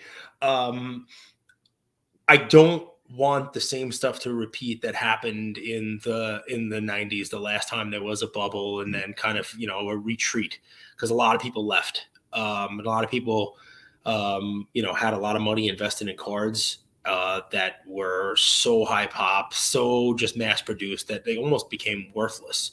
And I hope that a couple things happen differently this time around. The manufacturers are smarter. We have the internet, eBay, and much more liquidity, and you name it. Grading, which didn't exist. I mean, there's a lot of differences that I think will change that. But we've really built this thing up huge, and a lot of the people who have come in they're making big bets on unproven players. And I guess what I'm most fearful about is losing a big segment of the people who have come in. The funny thing is that I know there are people listening to this or who will watch this and say that that's not even the worst thing that could happen. It might actually be a good thing. It kind of cleans out a lot of the gambling, the high risk stuff. But to me, that's the scary part, only because I just don't want to see anybody get hurt. It comes out in my content. It's kind of why I tell people to sell Aaron Judge instead of buying right now. And, it's like I say, the risk management in me. The scariest thing to me is, seeing people spend six figures on guys who have played for like 4 minutes. I know. So that's what scares me a little bit. Although, the flip side, and someone can make a very good argument, it is also some of the most exciting stuff in the hobby right now. Somebody buying this guy and then, Josh Allen taking off, or, like somebody making their bet on Trevor Lawrence and he goes out there, a couple straight weekends and 5 touchdowns maybe, So I get the other side of the coin. To me, that's the scariest part. Oh, yeah, I think that's quite reasonable. It's a good thing to be scared of. Your comments about, why you tell people to sell Aaron Judge right now, I think that's great advice. It's the best advice right now. I remember last November, December, when Steph Curry was just encroaching on the 3-point record, and his cards were going up and up and up. And a buddy of mine said, "Hey, are you going to buy a Steph Curry? It's almost out of reach." I said, "No, not now." I said, "I'm going to wait 10 months. I'm going to get a better deal 10 months from now." Well, guess what? You can get a better deal now than you could 10 months ago. Now that might be because of implications in the overall trending of the market, but I don't think so. I think it's all sort of interrelated there. So, okay, before we get to the second question, which is, what are you most excited about in the hobby right now? I'm going to go to a couple of quick comments here from the chat. The first one is going to be JG said, oh, sorry, not that one. Darren says, I think he's talking about you with respect to hockey in the hobby. Okay. Chris C says, until we get actual print runs, we are still just guessing on the actual number of cards produced. Transparency should be the norm. I could not agree with that more. I think I would like to know the print run of everything. I would like even a range would be kind of cool to know. I think that the card companies have thought long and hard about it, and they have some real that reasons they think are good reasons not to share it all. I'm happy to leave it at that. Cage, anything you'd like to add though? No, I mean, listen, we don't talk digital. Nobody wants to talk about NFTs and the whole deal. But one of the things that drew me, and I'm probably too early in it, to like a Panini Digital, which is just a digital version of the card, is that everything is numbered. So their base cards are numbered out of like 1,799. So you know how many there are, you know what the supply is, and they just now have to solve for demand. It's a very different world than the card. I just don't think physical card collectors are ready for it yet. But yeah, I mean, that it drew me to that because yes, we should know how many cards are out there. Even in the 90s, you could kind of figure out approximately how much stuff was being produced based on the pack odds.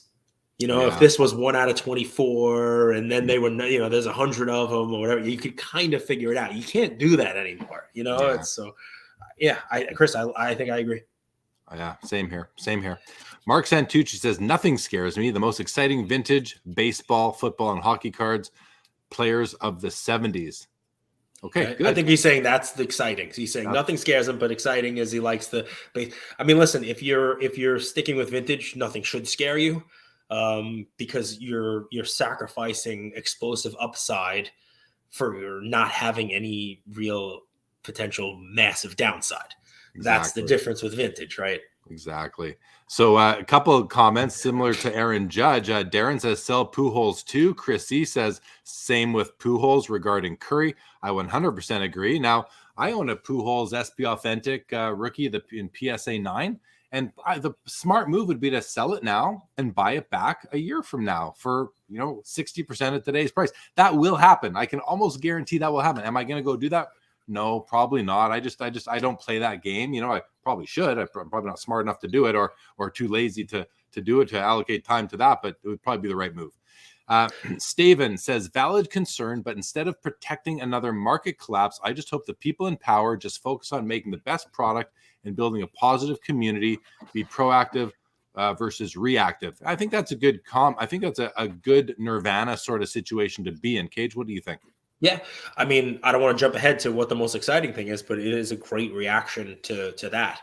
The most exciting. I'm going to jump ahead, Jeremy. Go ahead. Let me ask you the question. Question. Cage, yeah, sure. What excites you the most about the hobby right now going forward? Yeah, I mean, it's right from that comment, the community. So, what scared me the most was the 90s. There was no community around cards. You were a kid and every once in a while you got to go to a card show. And the next thing you know, the card show you used to be going to all the time to pick out all your cool cards was selling Beanie Babies and no one wanted your cards anymore.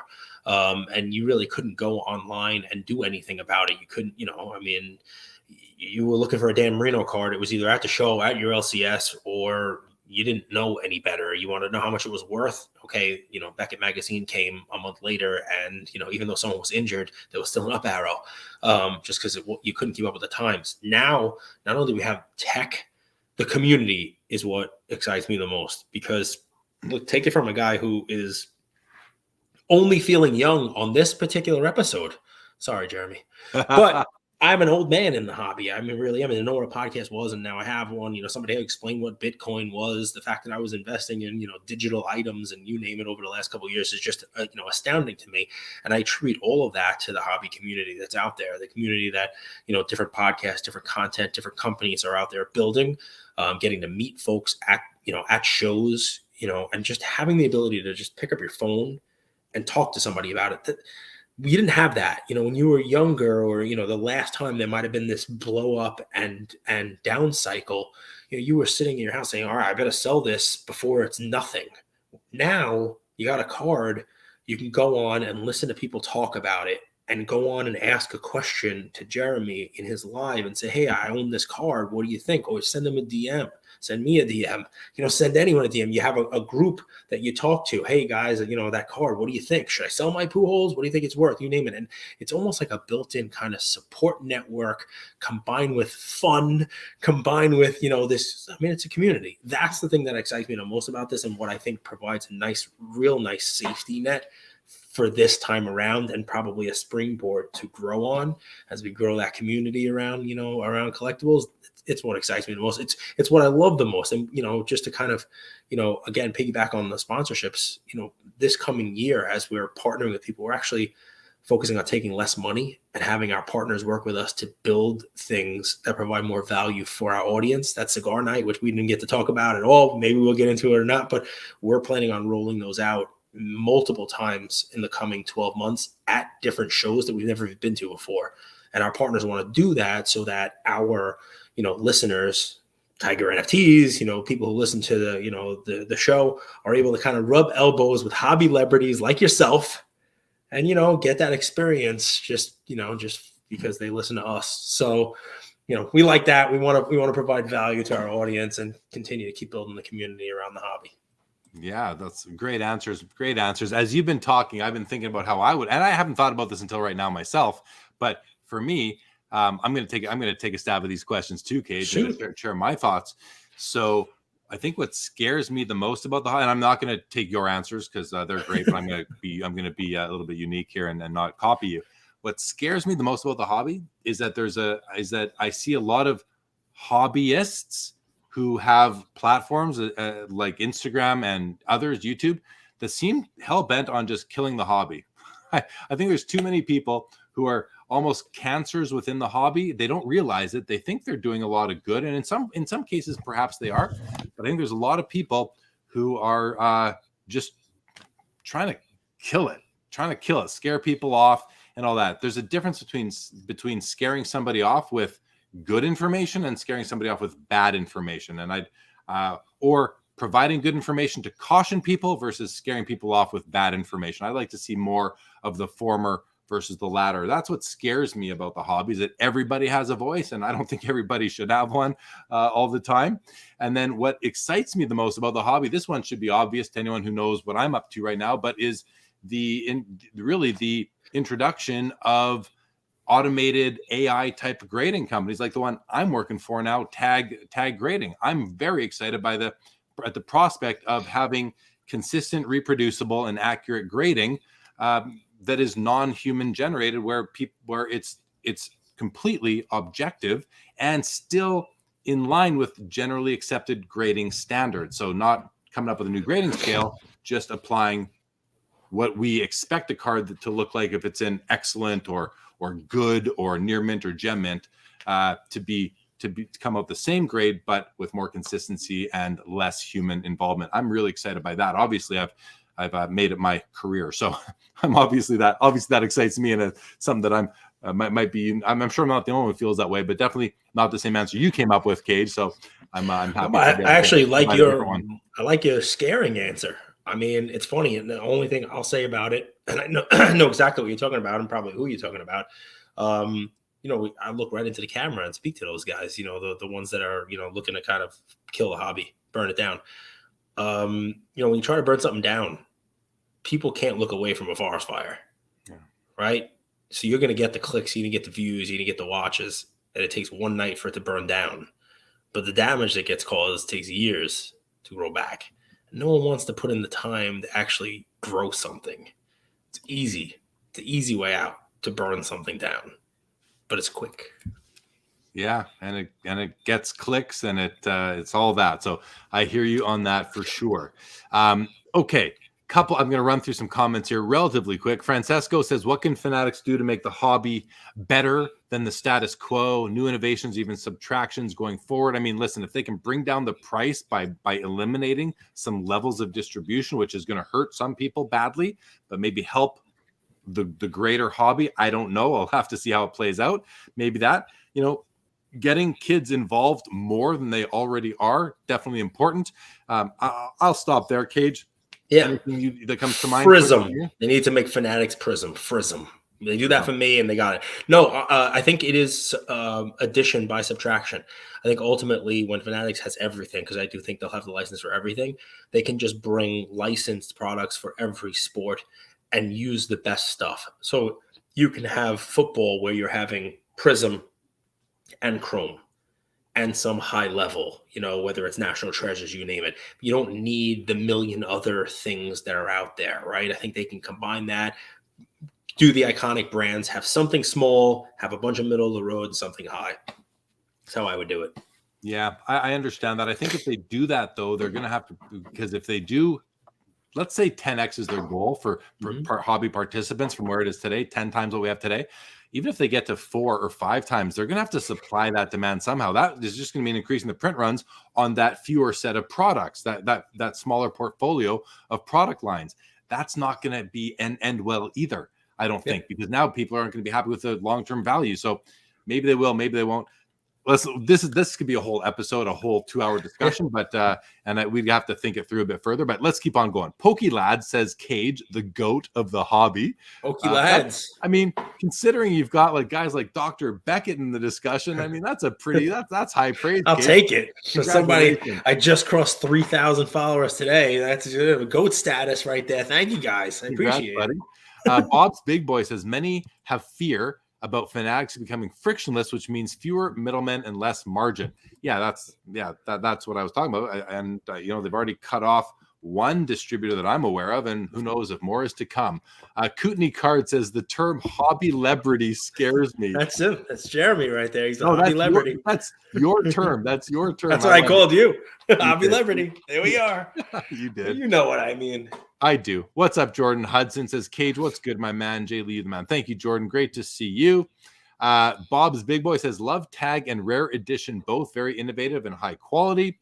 Cool. Mike says, looking forward to seeing more from tag. And I can tell you guys, I'm starting to see tag cards out in the wild just today and yesterday on Instagram and so forth. And I think they'll be starting to hit eBay pretty soon. So check it out. It's coming. It's coming.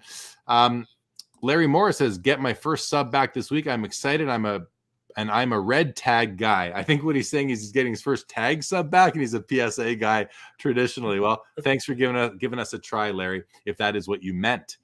And Tom Bullard says, if talking SCR, I think he's talking about sports card radio there. He says, I appreciate watchdogs and whistleblowers. Calling out bad actors and scammers isn't bad, nor trying to burn the hobby down. It's actually trying to protect and help educate new hobbyists, in my opinion. Yeah, if that's in response to what I was saying, that's not what I was saying at all. I was not even thinking about sports card radio when I made my comments. They were not in my mind whatsoever. I find myself very entertained, and I think when I've seen some of their content, especially that last one, what was the topic? That Fanatics is buying Panini. I watched it.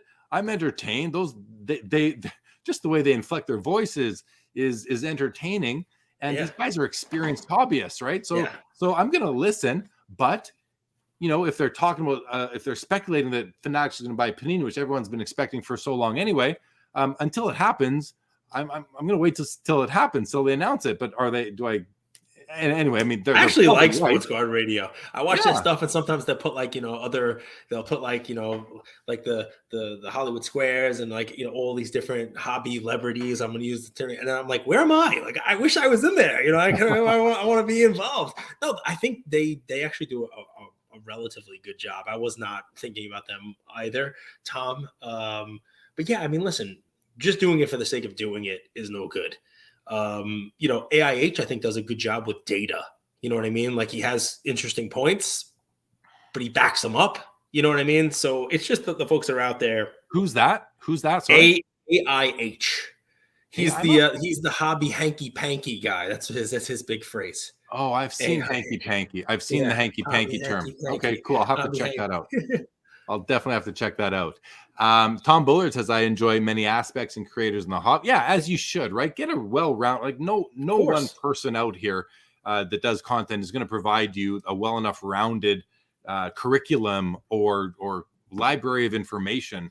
Listen, Jay Lee, you're right. But I think, you know what, people, I mean, generally speaking, I think they come from a good place. Even the hobby watchdog types, even the guys who are very critical. I mean, Ziggy, there's one, right? I think you've had some fun with Ziggy also. I mean, it is, I think it comes from a good place. I do. I really do. you know, and people call them hobby watchdogs and stuff like that. Everybody has their own way of trying to protect the hobby, you know. So you know that I get what you're saying, Tom Bullard, and to the extent that people are, you know, trying to be watchdogs, call out the scammers, you name it, great. You know, I mean, you know what? Like, listen, and right here, Chris says, you know, I agree. The hanky panky must be called out, and I'm not talking about like sweeping stuff under the rug and not being honest and sharing information. It just seems to me like, and I wasn't even thinking about Sports Card Radio or HAI when you just mentioned them. Yeah. I was thinking about other stuff, people I couldn't even name. So unless I like screenshot it to remember, I really don't do. So no, I think it's important that, especially for newcomers, understand you have to know that patch swapping exists. You have to know that trimming exists. You have to know that shilling exists. But let's have some facts. Let's do some research before we just throw darts at people and brands without only because you read something on Blowout. And I'm not saying the Blowout is all wrong. The Blowout Detective Agency does an extraordinary service for the hobby, but you have to take your source very seriously before you just do a video about something or put out a story post on Instagram or what have you. That's all I'm getting at. And again, I'm sorry, AIH. Yeah, I'll have to check out AIH. We've had him on the show. Bob's Big Boy says SCR does troll people on occasion. Love their content, though. Yeah, I saw something that I didn't think was a great look for them, but I think, you know, I'm a second chance guy too, and I think that I've seen them provide value as well. So, and I also think that people learn as they go along, and they might see that one thing might not have worked, so they're going to try and be better next time. And listen, I know you do that, Cage. I know I certainly do it. I'm not perfect. And if Sports Card Radio or AIH or any other podcaster that we've mentioned today isn't trying to always do better and be better, then that's a problem. But I think most people who are serious about their content want to always do better, be better, provide a better service to the hobby in the interest of the hobby lasting and just being an ongoing concern. Fair? I couldn't have said it better myself, so I won't even try. Okay. Hockey says, shots fired at because I'm Carlos. No, I don't, not at all. I'm not firing shots at anybody that I could actually name right now. Honestly, I'm not. I'm just like more just the stuff that I see that is like silly. And but I can fire one shot at because I'm Carlos. Does he still do content? Because I don't even know if he's still doing content. But if he is, good for him. John Wee says we're scoping our adding other grading company to card transact. We're scoping out. Oh, I see. So okay. John Wee is the CEO of Center Stage, the shirt I'm wearing, sponsors this episode and others, says we're scoping out adding other grading company card transactions onto the Center Stage app soon. That's awesome. Good job, John. Can't wait to see it. Wiz Poll says it's easy to be a watchdog in this space as long as it's coming from a place of honesty and not self-promotion. It's necessary. Yeah, I agree with that. Darren says, love how you guys, the content creators, all reference each other, brings credibility to yourselves in the hobby. Very nice. Thank you, Darren. And we're at the end of the comments for the first time. Woo! That is great. We're at an hour 57, Cage. I usually don't want to go over 2 hours. We could still go for quite a while more. I still have 4 or 5 bullet points on my notes that we didn't even get to. But maybe I will save them when I'll come back. On. Yeah, well, that's even better. Or well, just you'll come back too. You'll come back when you're in the friendly confines of your house and not in an Airbnb. That's my normal studio. Tom Bullard says I've definitely unsubscribed from both SCR and AIH in the past when it got old or to be too much. So I completely agree with y'all. Sorry, I interjected. I assumed I knew who you were talking about. Oh no, that's fine. But that's interesting because he says I've unsubbed from them in the past, which makes me think he's resubbed to them, right? Which is kind of cool. But that's kind of what you were talking about, right? I mean, people are always changing, I mean, people will try some kind of, trolling stuff out. If it doesn't work, if it doesn't land, or they evolve themselves, they realize, all right, you know what? Maybe I'll get a little more adult with my commentary. You could be a hobby watchdog, and support it. Hey, look at what folks put out there about the the contenders ticket trimming stuff. Like that was real useful stuff, right? But some of the stuff that's out there, and not these guys that are being named. And you're right. I mean, usually it's an account that disappears. So that's probably why you can't think of the name, right? Because it's that type of content, the hit pieces, they don't really last that long. But yeah, I mean, I've had this conversation with card porn. Mix in some optimism, with the attack stuff. But they do a good job also, of any time that they're putting something out there, it's supported, right? If it's supported, it's helpful to the hobby. So yeah, stuff. I think one of the things that does get under my skin is personal attacks and attacks on the integrity of people or brands when you just don't have the information. That I think is it's a faux pas. It's something that I would just rather, if that didn't happen, I'd be a lot happier. Even just as I'm scrolling through, as I'm scrolling Instagram or Facebook groups or Twitter, and you just see things and I don't know about you, Cage. I somewhat know you talk to a lot of hobby insiders. I talk to a lot of hobby insiders myself. And so I feel like I probably have a few more facts and I have a better understanding of what's going on than your casual collector who hasn't interviewed over 200 people in the hobby as I have. And so when you are seeing certain content statements, claims, and you just know they're false, and then you see all the comments to them where people are like just ganging on to those, it's like, damn, like this is just a false narrative, and it just kind of sucks. So yeah, there's my comment. There's my follow-up comment on that. I like it. Okay, Hockey Hawk says Carlos has 2 weekly shows, his own and one with PSA Canada now. Ah, very cool. Wow. Very cool. Good. Yeah, I consume some hobby content, some I don't. I don't consume that hobby content. We have the power to choose what we want to consume, and I expect everybody to do that. Bob's Big Boy says there's a fine line between educating collectors and trolling people you have a personal issue with. SCR dabbles in both worlds, but overall they're a value add to the space. Yeah, I agree with the first part of that 100%. And the second part, I don't consume all of Sports Card Radio's content, but I've seen the controversial ones for sure. And I'll tell you, they bring some value. They definitely do. Chris C says my favorite subscriptions are Baseball Card Collector Investor Dealer, Jeremy, Cage, and Let's Talk Wax. Happy to and proud to be on that list, Chris C. And Francesco says, did Gary V unintentionally give the hobby the everlasting blueprint? Can't even speak to that one. I don't know what we mean by that. But Cage, man, we're over 2 hours. We're gonna have to wrap this up, my guy. Yeah, man. Listen, it's after midnight here. It's already Sunday. Yeah, you got some research to do for your exactly. Your episode tomorrow. This was right? Fun. Yeah, this was fun. I mean, whatnot 11 a.m. We'll do our NFL, picks and plays. Last week, including props, I was 16-4 against the spread. Good so for you, man. I gotta do my research. And then we got collectible. Sunday's a fun day. That's a great record. Go get back to your family. Enjoy the rest of your trip. Thank you for having me on. Yeah, I know. You bet, guy. And thank you to the chat, guys. Thank you all so much for joining. Great questions, comments here. I just spotted this comment. Tom Bullard says, I definitely am subbed to both again. Second chances can be a good thing. I agree. Never have I unsubbed to either Jay Lee or Lucas, though. Proud of that. Thank you so much for that, Tom. And always good to have you. Chris C says, yeah, okay, guys, we're wrapping up. Get your final comments in so I can acknowledge them, read them to Cage and myself. Thank you, Chris C. Manny Flores loves you. Go Ram, says Chris. Hockey Barn Collectibles, good to see you. Cage, thank you. Okay, chat. First of all, chat. Awesome comments, awesome questions. Thank you for joining, everybody.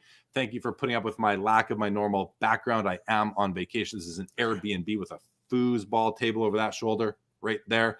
Cage, awesome show. Thank you again for joining. You hang tight right there. No collectible live tomorrow, everybody, as I will be observing the Jewish New Year. Thank you, Foul Fireball. Appreciate that. Darren, thank you so much as well. And no after hours tonight, guys. Unfortunately, no after hours tonight, but I appreciate the ask. What else can I tell you? I guess that is it. Have a great week ahead. Next weekend is the Industry Summit card show in Las Vegas. I will be there. I cannot wait. Thank you, Tom Bullard. And that is it. Cage, you hang tight right there. Everybody else, thank you once again. This episode